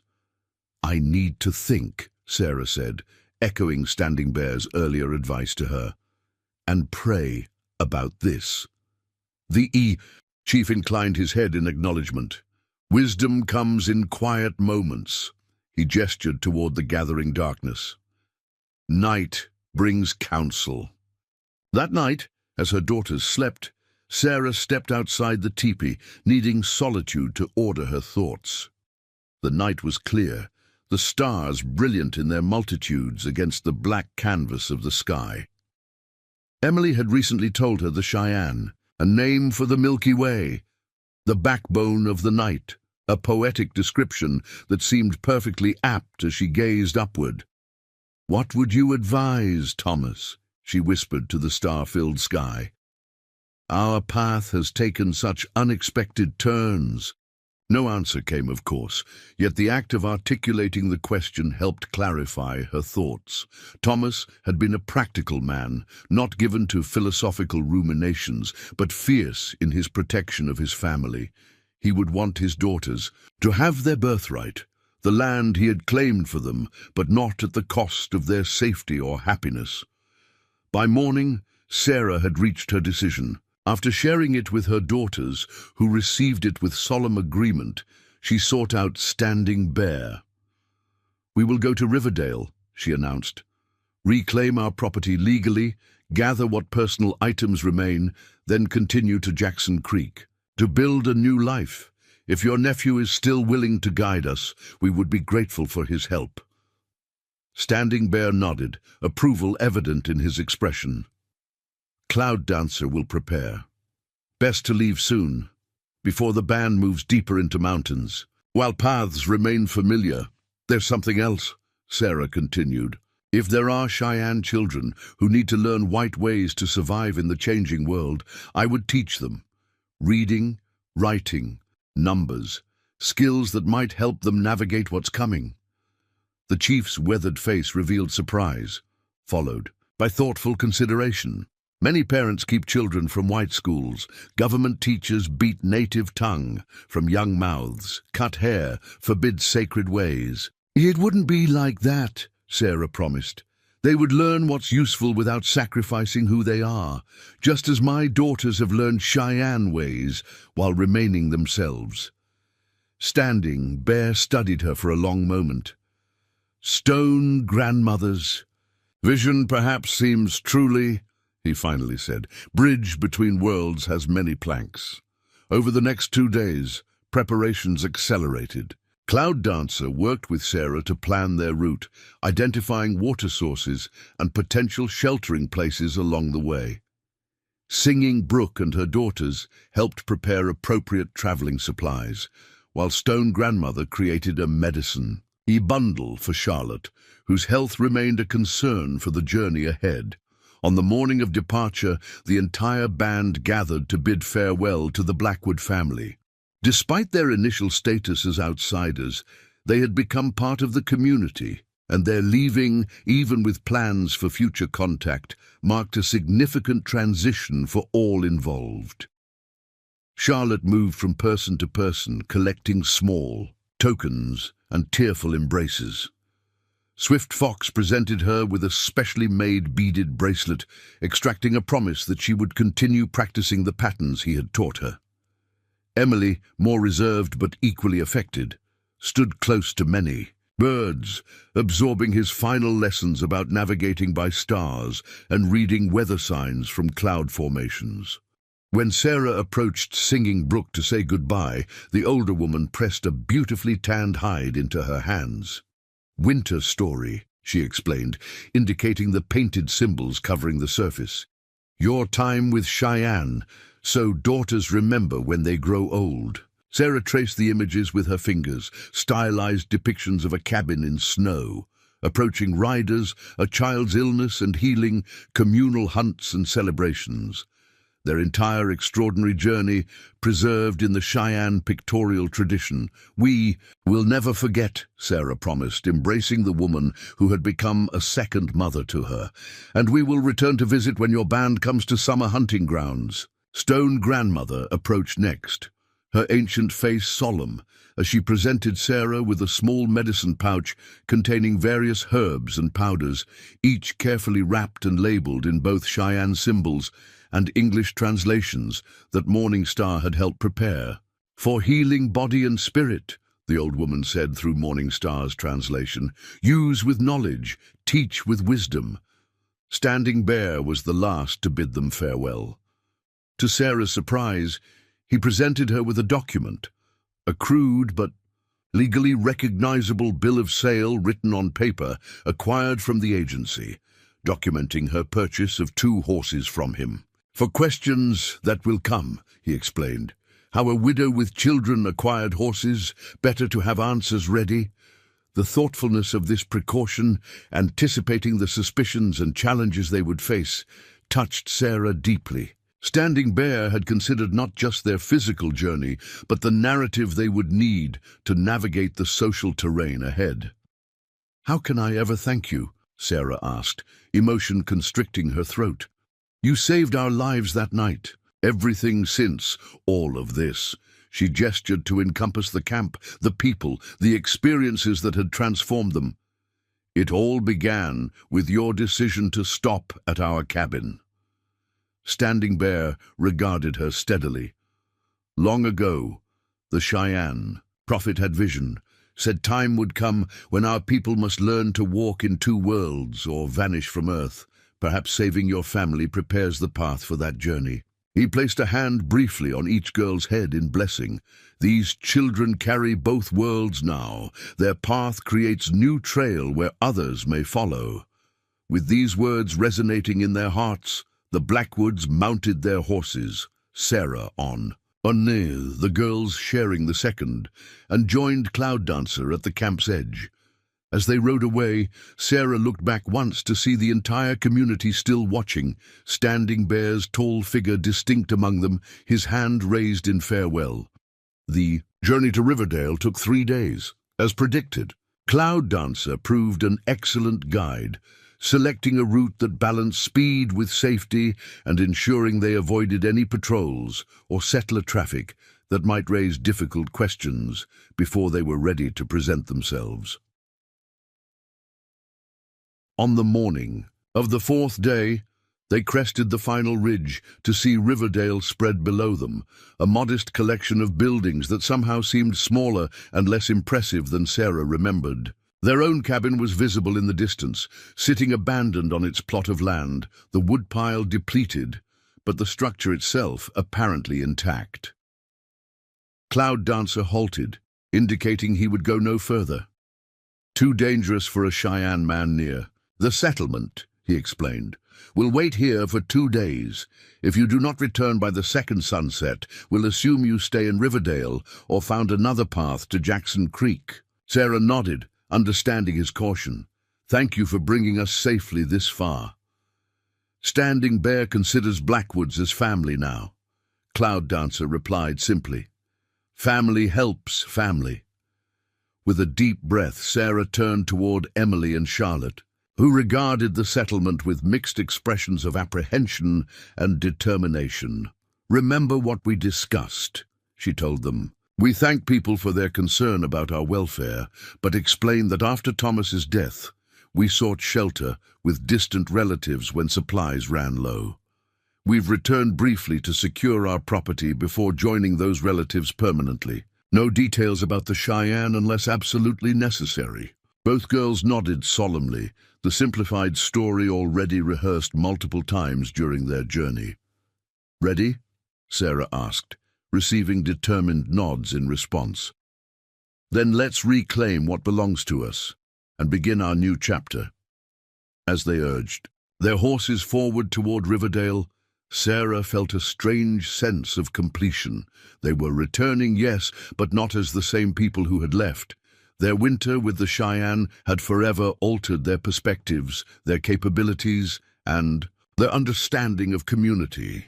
Whatever challenges awaited in Riverdale and beyond in Jackson Creek, they would face them with the strength and wisdom gained from walking between two worlds. The circle that began with a desperate widow and her daughters facing death in an isolated cabin had transformed into something none could have predicted. A bridge between cultures, a new path forward, and a legacy that would ripple outward in ways yet to be revealed. All because one night, in the depths of a Wyoming winter, a Cheyenne chief had chosen compassion over indifference, forever changing the fate of the Blackwood family. Riverdale appeared unchanged as Sarah and her daughters rode down the main street.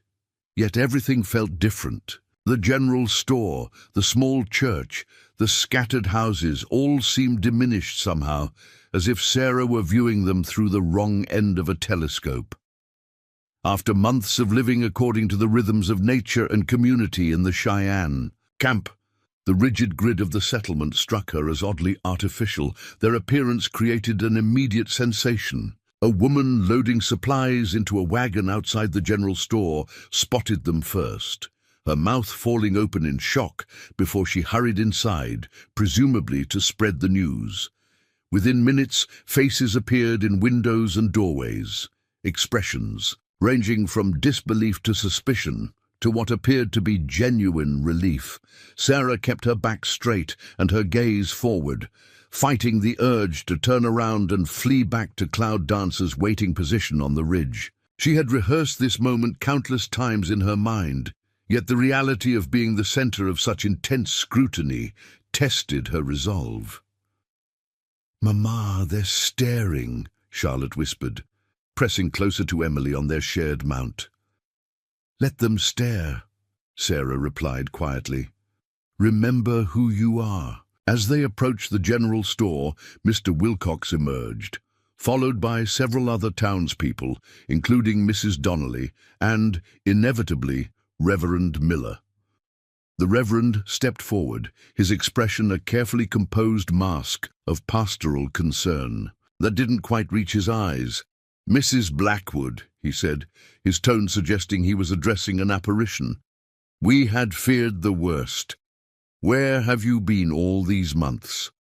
Sarah reined her horse to a stop, noting how the Reverend's gaze travelled to their mounts with obvious calculation. My daughters and I found shelter with distant relations after our supplies ran dangerously low, she answered, the practiced story flowing smoothly. We've survived the winter, as you can see. Distant relations, Mrs. Donnelly repeated with obvious skepticism. I wasn't aware you had family anywhere in the territory. Not blood relations, Sarah clarified. Friends of my late husband's family who have a trading post near Jackson Creek. We're on our way there now, but I wanted to secure our homestead first. She fixed Reverend Miller with a direct gaze. I understand there's been some questions about our property rights, given rumors of our demise. A flush crept up the Reverend's neck. Merely practical considerations, Mrs. Blackwood. With no sign of your family for months and the cabins standing empty through the worst of winter, natural assumptions were made. Those assumptions were premature, Sarah stated firmly. My daughters and I are very much alive, and our claim to the homestead Thomas Blackwood established remains valid. A small crowd had gathered now, their whispered conversations creating a backdrop of rustling sound like wind through dry grass. Sarah could feel the weight of their judgment, their curiosity, their calculations about how her return might affect the community's equilibrium. Emily, ever observant, had been scanning the faces in the crowd. "Mama," she said suddenly, "there's Mr. Peterson from the land office." Sarah followed her daughter's gaze to a thin, balding man hovering at the edge of the gathering. Perfect timing, as they needed an official witness to their return. She nodded acknowledgement to him before addressing Reverend Miller again. "We'll be visiting the land office to ensure our claim is properly recorded as active," she informed him. "Then we'll be gathering our personal effects from the cabin before continuing our journey." "You don't intend to stay, then?" This from Mrs. Donnelly, whose tone suggested equal parts relief and renewed suspicion. "No," Sarah confirmed. "We've found a community better suited to our circumstances." The implied criticism wasn't lost on those listening, judging by several uncomfortable shifts and averted gazes. Reverend Miller, ever the diplomat, assumed an expression of benevolent concern. "Jackson Creek, you said. That settlement has a certain reputation. Are you certain it's an appropriate environment for raising children?" The thinly veiled condescension in his tone ignited a spark of anger in Sarah's chest. This man, who had turned his back on them in their hour of need, now presumed to question her judgment about her daughter's welfare. "I find that communities where survival takes precedence over appearances tend to develop a clearer sense of true Christian values, Reverend," she replied, her voice level but firm. "Judge not, lest ye be judged, as the scripture tells us." Someone in the crowd suppressed a snort of laughter, quickly disguised as a cough when the Reverend's head swiveled in that direction. Sarah took advantage of the momentary distraction to address Mr. Peterson directly. "Mr. Peterson, if you're not otherwise engaged, I'd like to visit your office immediately to address any administrative matters concerning our homestead. My daughters and I have had a long journey and wish to conclude our business here efficiently." The land office clerk, seemingly relieved to have a professional rather than social role in the unfolding drama, nodded quickly. "Of course, Mrs. Blackwood. The office is open. I can assist you directly." With a polite nod to the assembled townspeople, Sarah guided her horse toward the small building that served as Riverdale's land office, Emily and Charlotte following closely behind. The crowd parted reluctantly, their scrutiny undiminished. "Did you see their faces, Mama?" Emily whispered once they were out of earshot. "They look at us like we're ghosts, or like they've seen something they can't explain," Sarah replied quietly. "Keep your wits about you. Remember what Standing Bear taught us. Observe more than you reveal." The business at the land office proceeded more smoothly than Sarah had anticipated. Mr. Peterson, whatever his personal opinions might be, was a stickler for procedural correctness. He recorded their return in the official ledger, noting that the Blackwood homestead claim remained valid and active.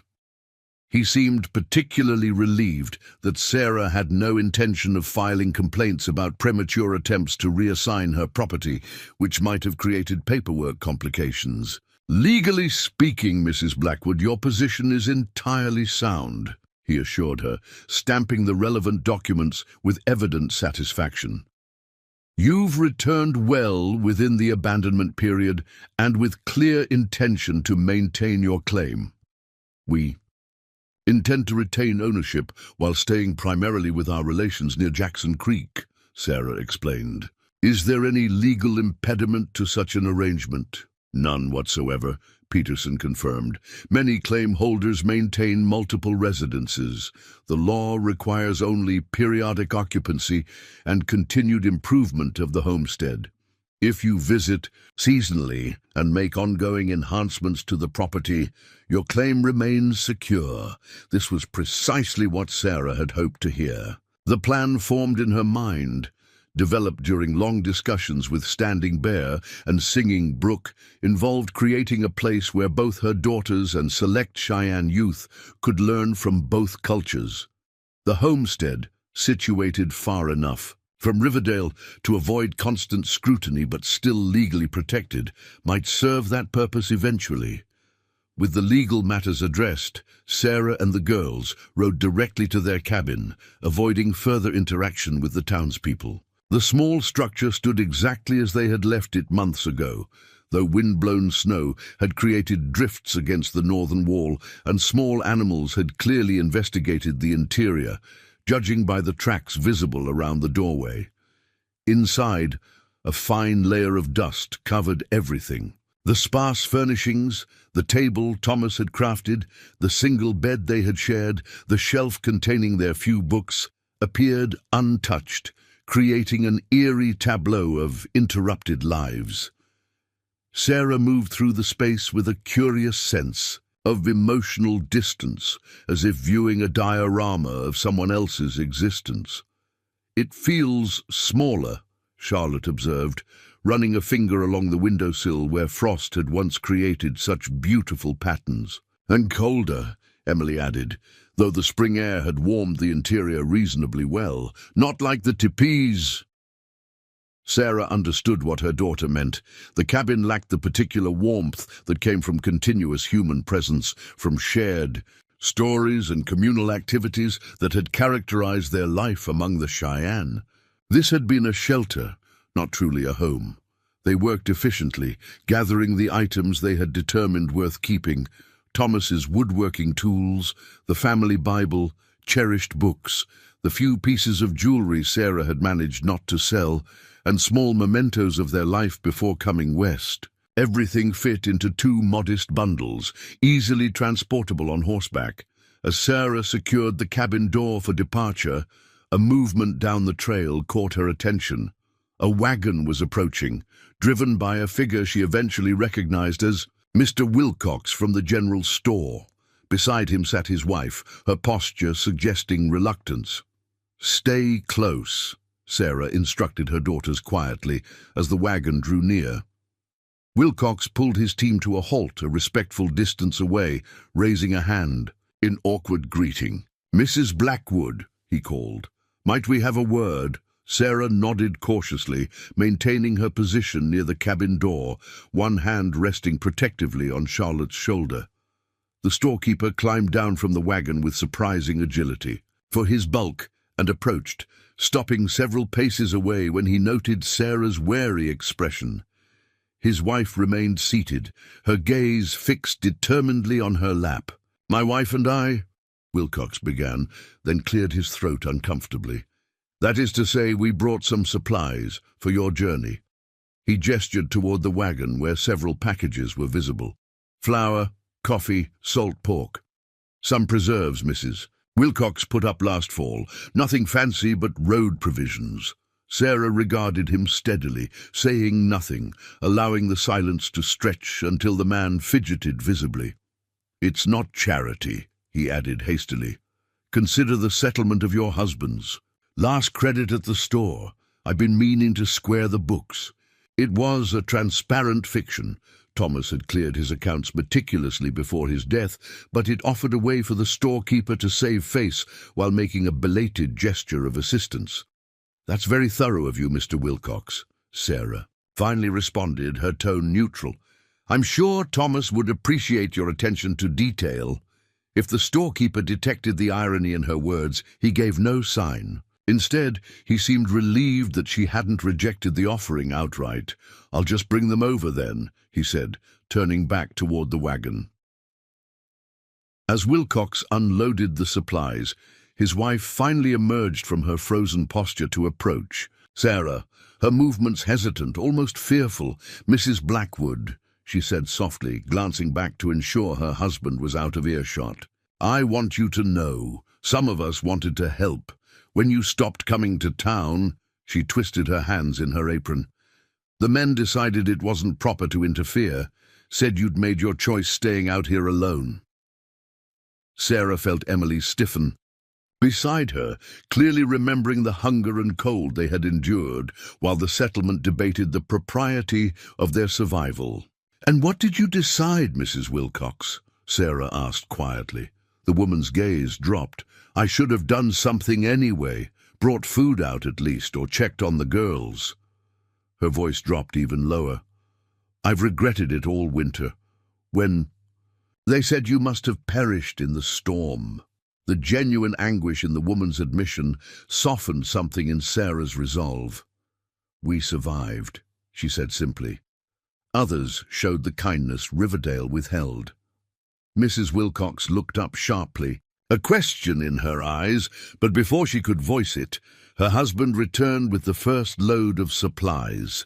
Where would you like these, Mrs. Blackwood?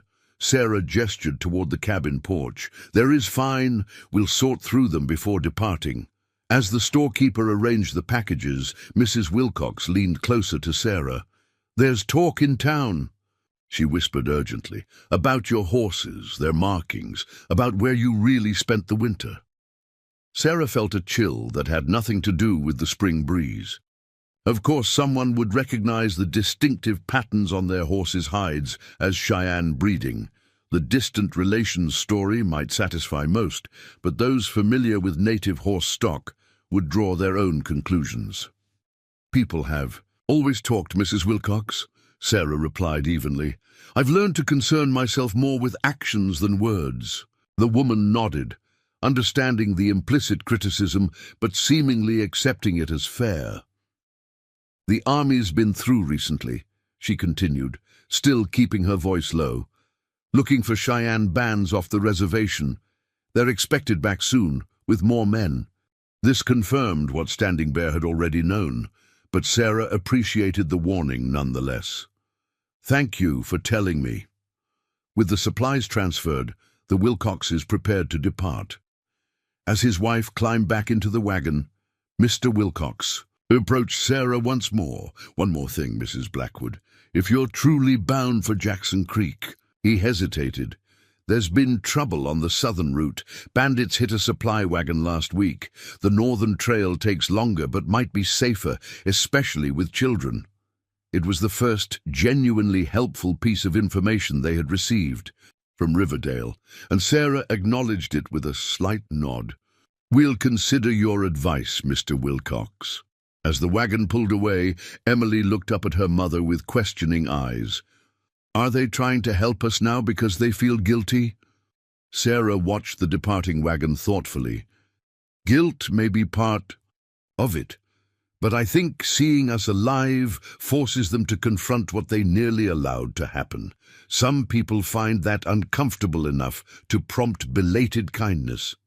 They spent another hour at the cabin, sorting through the supplies, which proved surprisingly generous, and securing their belongings for travel. Sarah was anxious to depart before more visitors arrived from town, particularly Reverend Miller, who would undoubtedly have additional questions and judgments to offer.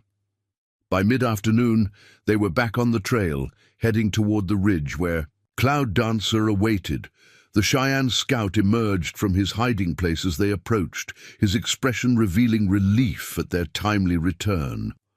"No trouble?" he asked, scanning them for signs of distress.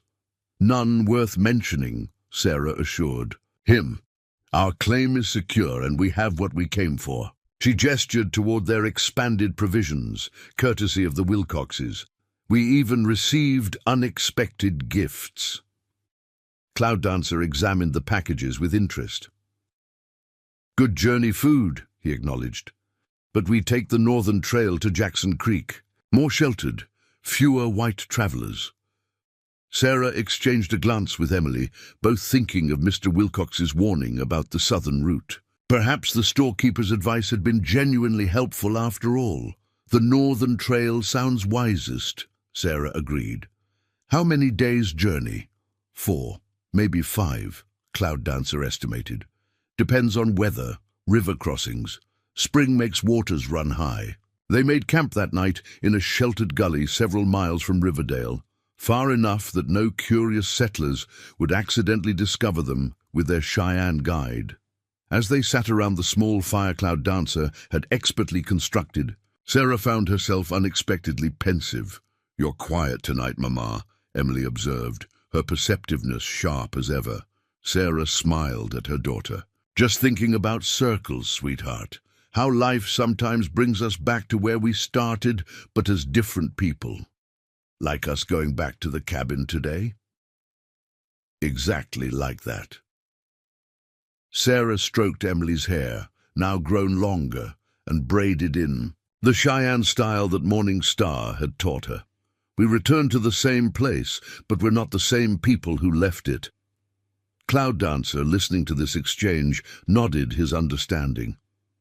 "Cheyenne say life path spirals like eagle flight, returns to similar places, but always a different height, higher perspective each time." The imagery resonated with Sarah. Their journey had indeed spiraled them back briefly to Riverdale and their cabin, but with a vastly different perspective than they had possessed during those desperate December days. The journey to Jackson Creek unfolded much as Cloud Dancer had predicted. 4 days of steady travel through varied terrain, wooded foothills, open meadows already sprouting with early spring growth, and occasional stream crossings that required careful navigation.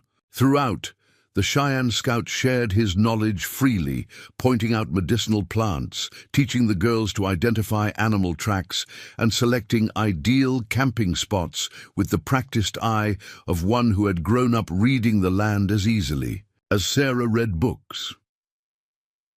On the afternoon of the 5th day, they crested a gentle rise to see Jackson Creek spread before them, a settlement notably different from Riverdale in both layout and atmosphere. While Riverdale had been constructed on a rigid grid with the church as its focal point, Jackson Creek had developed more organically along the waterway that gave it its name.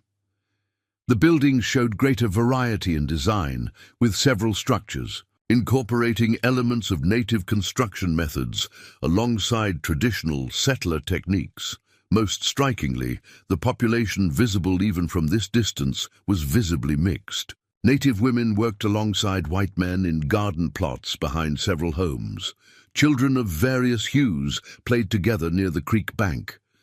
At the trading post that dominated the settlement center, a group that included both white and native, men sat engaged in what appeared to be a good-natured dice game, judging by the occasional eruptions of laughter. "Carson's place," Cloud Dancer indicated, pointing toward the trading post. "He watches for us now." Sure enough, a tall, broad-shouldered man with graying hair had emerged from the trading post and was shading his eyes, looking in their direction. After a moment, he raised his arm in greeting. "He recognizes your colors," Sarah realized, noting the distinctive pattern on the sash Cloud Dancer wore. The Cheyenne scout nodded. "Carson knows many tribes' markers, respects all, favors none, makes him a good trader, better friend." As they rode into the settlement, Sarah noted the curious but not unfriendly glances they received. Unlike the shocked stares in Riverdale, the looks here held simple interest rather than judgment. Several people nodded acknowledgement. One native woman actually smiled at Charlotte, who tentatively smiled back. Carson met them outside the trading post, his weathered face breaking into a grin as they dismounted. "Cloud Dancer, been too long since Standing Bear's band traded here." His gaze shifted to Sarah and the girls, shrewd assessment in his eyes despite his welcoming expression. "And you must be the Blackwoods. Standing Bear's message said you might be joining our little community." "Sarah Blackwood," she confirmed, extending her hand. "And my daughters, Emily and Charlotte." Carson shook her hand firmly. "Mitchell Carson, welcome to Jackson Creek. Not as civilized as some settlements according to the missionaries who occasionally pass through, but we managed to get along without too many prayer meetings or lectures on proper behavior." The dry humor in his tone immediately put Sarah at ease. This was clearly a man comfortable with his unconventional position between worlds. "My wife's inside, eager to meet you," Carson continued, gesturing toward the trading post. "Sparrow's been preparing space for you in our rear cabin until you decide where you want to settle more permanently. The consideration, having shelter, ready without making assumptions about their long-term plans," impressed Sarah. "That's very kind. We don't want to impose." Carson waved away her concern. "Any friend of Standing Bear is welcome here. That old buffalo and I go back 30 years, though I see him less often these days with the reservation restrictions." A shadow crossed his face before he brightened again. Come in, come in. You must be tired from the trail."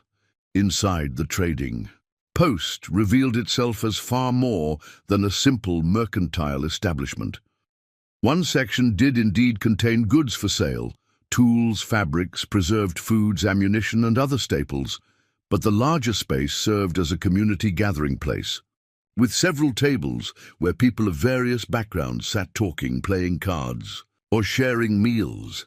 A slender native woman with a single silver braid hanging down her back approached from behind the trading counter, her dark eyes keenly intelligent as she assessed the newcomers. Despite her apparent age, she moved with fluid grace that reminded Sarah of Standing Bear. "Welcome to our home," she said, her English accented but clear. "I am Sparrow, Carson's better half, and the brains of this operation," her husband added with evident affection. Sparrow acknowledged this with a slight smile before addressing Sarah directly. "Standing Bear's message spoke well of you. Said you learned Cheyenne ways quickly, treated our people with respect." "They saved our lives," Sarah replied simply, "and taught us things I never imagined learning." Understanding passed between the women, an awareness of shared experience bridging different worlds. Sparrow nodded, seemingly satisfied by what she observed. "You are tired now. Talk can wait until after rest and food." She turned to the girls, her expression softening. "Young ones look ready for sleep and a hot meal, yes?" Indeed, Charlotte was leaning against Emily, eyelids drooping, despite her obvious interest in the new surroundings. The journey had taxed the younger girls still recovering strength. "The cabin is prepared," Sparrow continued, addressing Sarah again. "Simple but clean, private entrance behind the trading post." As Sparrow led them through the building toward their temporary quarters, Sarah found herself exhaling a breath she hadn't realized she'd been holding. After months of uncertainty, after facing death and finding unexpected salvation, after a winter of cultural immersion and adaptation, and after the tense return to Riverdale, they had arrived at what felt like a genuine sanctuary. The small cabin behind the trading post was indeed simple. One room with a curtained sleeping area, a fireplace already laid with kindling, basic furnishings crafted from local timber, but it represented something precious, a place where they might integrate their extraordinary experiences rather than having to choose between worlds. That evening, after the girls had eaten and fallen into exhausted sleep, Sarah stepped outside to find Cloud Dancer and Carson seated on the trading post's rear porch, conversing quietly beneath a sky ablaze with stars. They nodded in welcome as she joined them. "Your daughters settle in well?" Carson inquired. "Asleep before their heads touch the pillows," Sarah confirmed with a tired smile. "Charlotte especially needs the rest. She's still rebuilding her strength. After a winter illness," Sparrow mentioned that. "She's already planning tonics to help, Lakota medicine for strength, combined with settler herbs for blood building," she says. Carson regarded Sarah thoughtfully. "Standing Bear tells me you've learned quite a bit of Cheyenne healing yourself." "Some basics," Sarah acknowledged. "Stone Grandmother was generous with her knowledge, though I've barely scratched the surface of her wisdom." Cloud Dancer spoke up, his voice quiet but firm. "Stone Grandmother sees far, says Sarah Blackwood has healing hands for body and spirit, says these hands will help build bridge between peoples." Carson's eyebrows rose slightly. High praise from a Cheyenne medicine woman. He studied Sarah with renewed interest. "We could use someone with knowledge of both traditions here. Our little settlement sits at a crossroads, not just geographically, but culturally.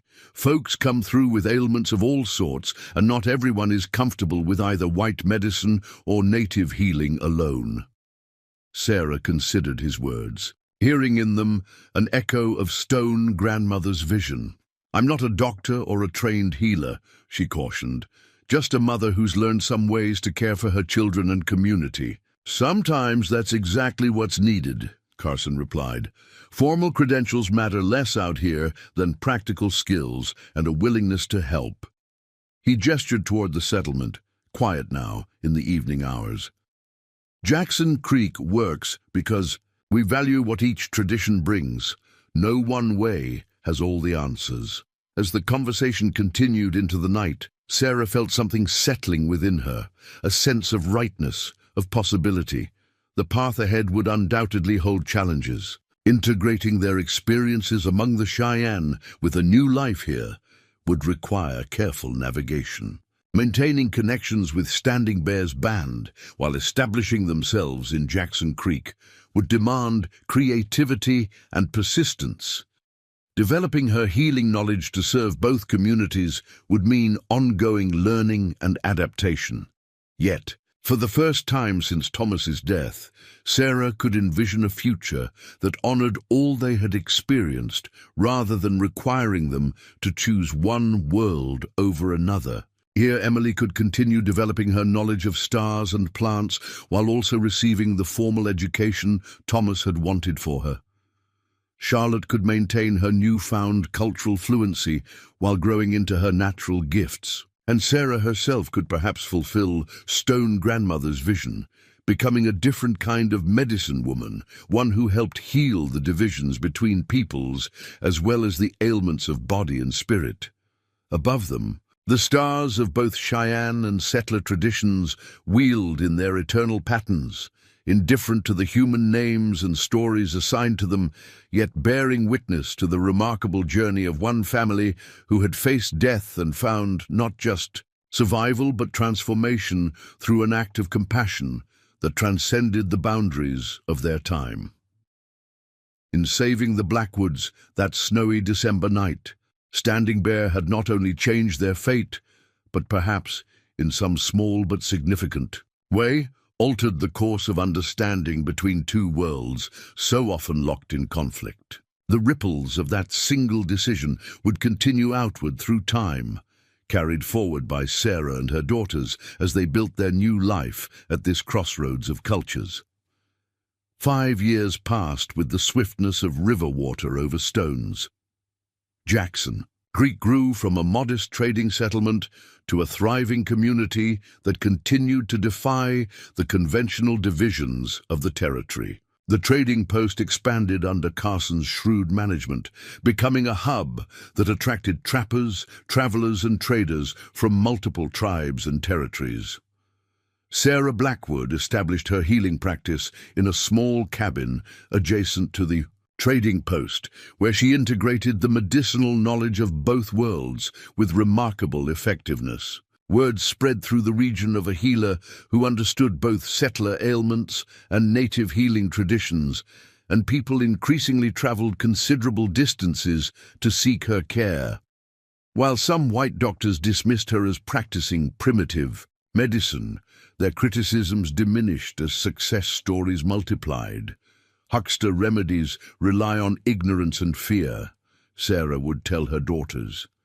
True healing starts with clear observation and respects the wisdom in both our traditions. Emily, now 13, had developed into her mother's most promising apprentice. Her natural intellect, combined with the unique cultural immersion of her younger years, enabled her to move freely between knowledge systems that most considered incompatible. She studied conventional medicine from books Carson procured for her from Eastern suppliers, while continuing to learn plant wisdom from Sparrow and other native healers who occasionally visited. Charlotte, 11 and irrepressibly spirited, had grown into a natural mediator between the children of Jackson Creek. Her fluency in both English and Cheyenne, along with the smattering of Lakota and Crow she had acquired through play, made her a bridge between youngsters who might otherwise have remained separated by language and custom. When tensions occasionally flared between children from different backgrounds, Charlotte could often be found in the middle, smoothing ruffled feelings with a diplomat's instinct for finding common ground. The Blackwoods maintained their legal claim on Thomas's homestead, visiting seasonally to keep it maintained and gradually improving the property with each stay. During these visits, Sarah would reflect on how differently events might have unfolded had Standing Bear not stopped at their cabin that fateful night. In the spring of 1883, an unexpected visitor arrived at Jackson Creek, Cloud Dancer, whom they hadn't seen since his departure after guiding them to the settlement years earlier. His arrival caused immediate concern, as Standing Bear's band typically sent word through more regular trading contacts when they planned to visit the area. "Army patrols are increasing," Cloud Dancer explained when he met privately with Sarah and Carson at the trading post. "Standing Bear says time has come for an important meeting." The Cheyenne scout carefully unwrapped a package containing a painted hide, a message from Standing Bear that depicted a gathering at the Blackwood homestead during the next full moon. Various symbols indicated which trusted individual should attend. "He wants to meet at our cabin?" Sarah asked, surprised. Cloud Dancer nodded. "Place between worlds. Not reservation, not settlement. Private talking place." Carson studied the hide. Message thoughtfully.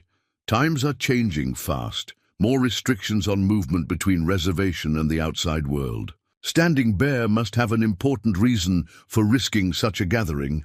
Over the next 2 weeks, preparations were made quietly. Sarah and her daughters, accompanied by Carson and Sparrow, traveled to the homestead to ready it for the meeting. Emily and Charlotte found the return to their original cabin a curious experience.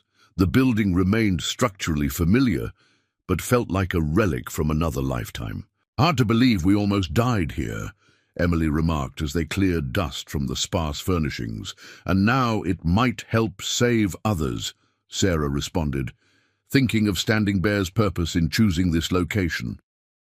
On the night of the full moon, figures began arriving singly and in pairs, approaching from different directions to avoid creating obvious trails. Standing Bear came last, accompanied by Running Elk and, to Sarah's delight, Singing Brook, who embraced the Blackwood women with fierce affection. "My heart sings to see how you thrive," the older woman said, her eyes taking in the healthy, confident young women Emily and Charlotte had become. Inside the cabin, illuminated by carefully shielded lanterns, an extraordinary council formed. Standing Bear and 3 other Cheyenne representatives, Carson and 2 other respected traders who worked extensively with native communities, and a surprising addition, a young Army lieutenant named Marshall, who had apparently earned Standing Bear's trust through fair dealings at the reservation. "We gather at the crossroads of great change," Standing Bear began, once all was settled. "Government sends new orders for reservations.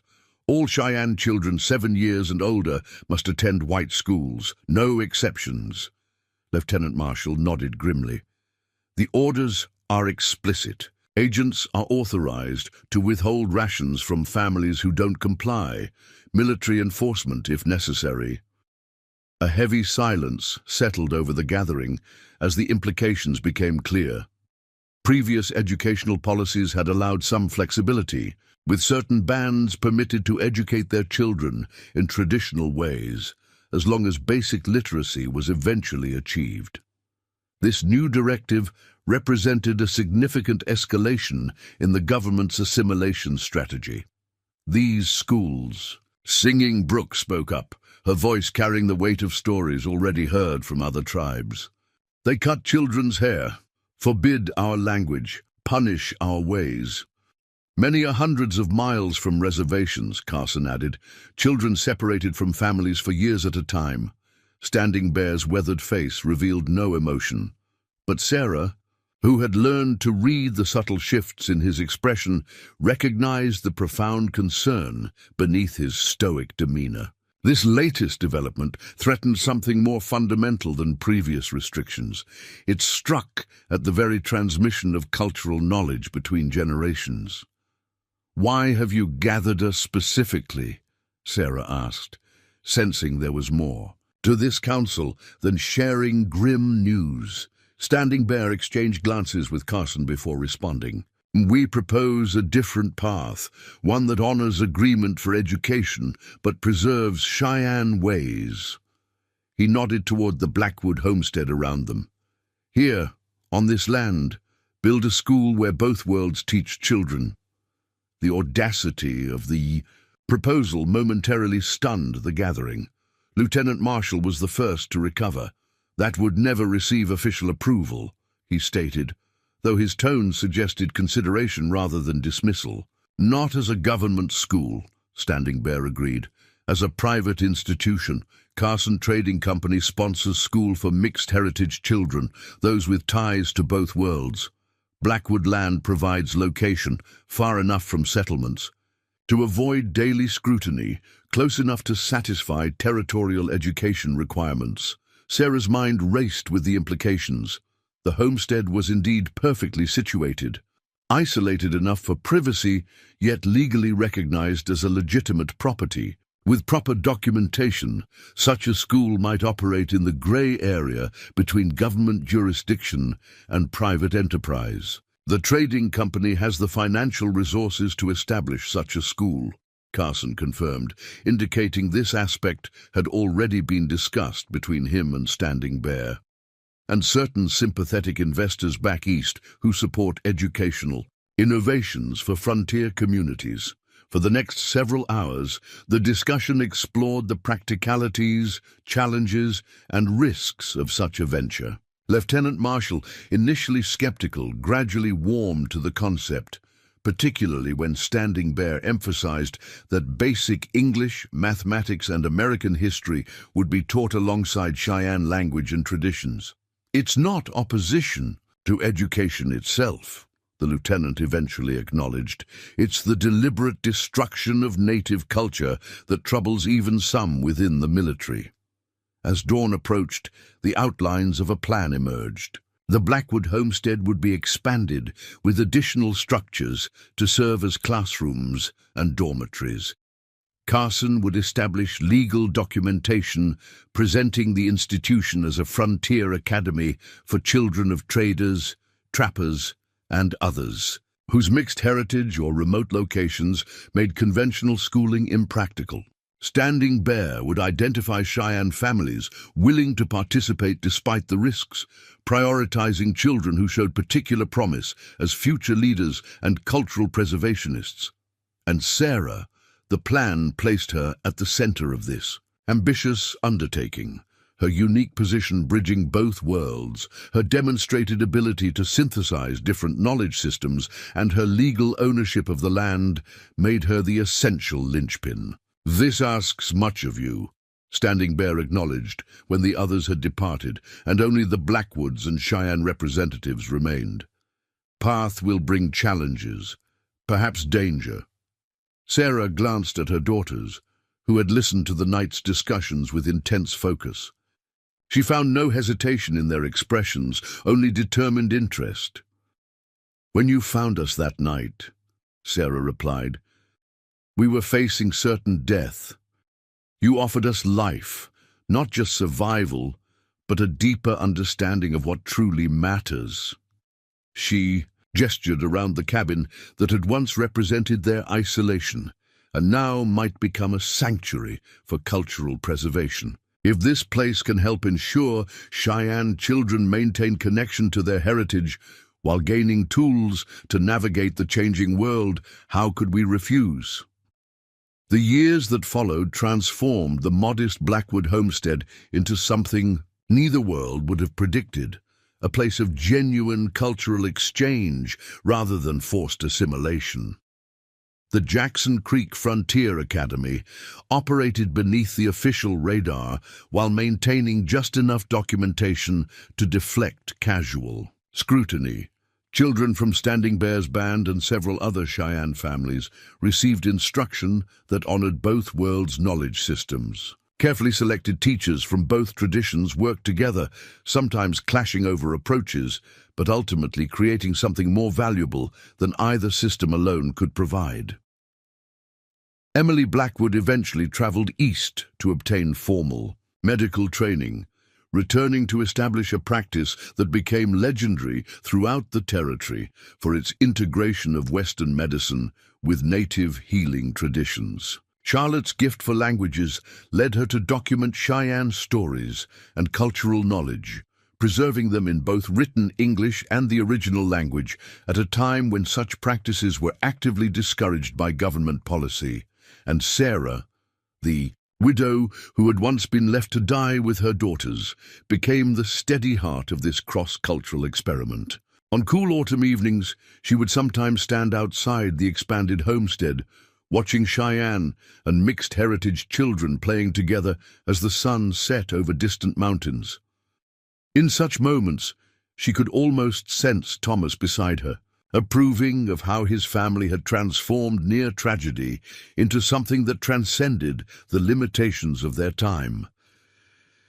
Standing Bear visited when possible, though advancing age and increasing restrictions made his journeys less frequent. During his final visit, when his health had begun to fail, he sat with Sarah outside the main academy building, observing the legacy their unlikely alliance had created.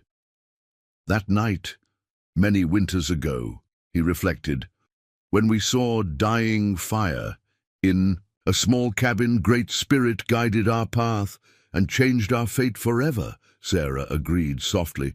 Not just mine and my daughters, but so many others. The elderly chief nodded, satisfaction evident in his gaze as it swept across the thriving community that had grown from a single act of compassion in the face of certain death. "Bridge between worlds," he said simply, "still standing when both of us returned to Earth." It was perhaps the most profound truth of the extraordinary journey that had begun on that snowy December night in 1878.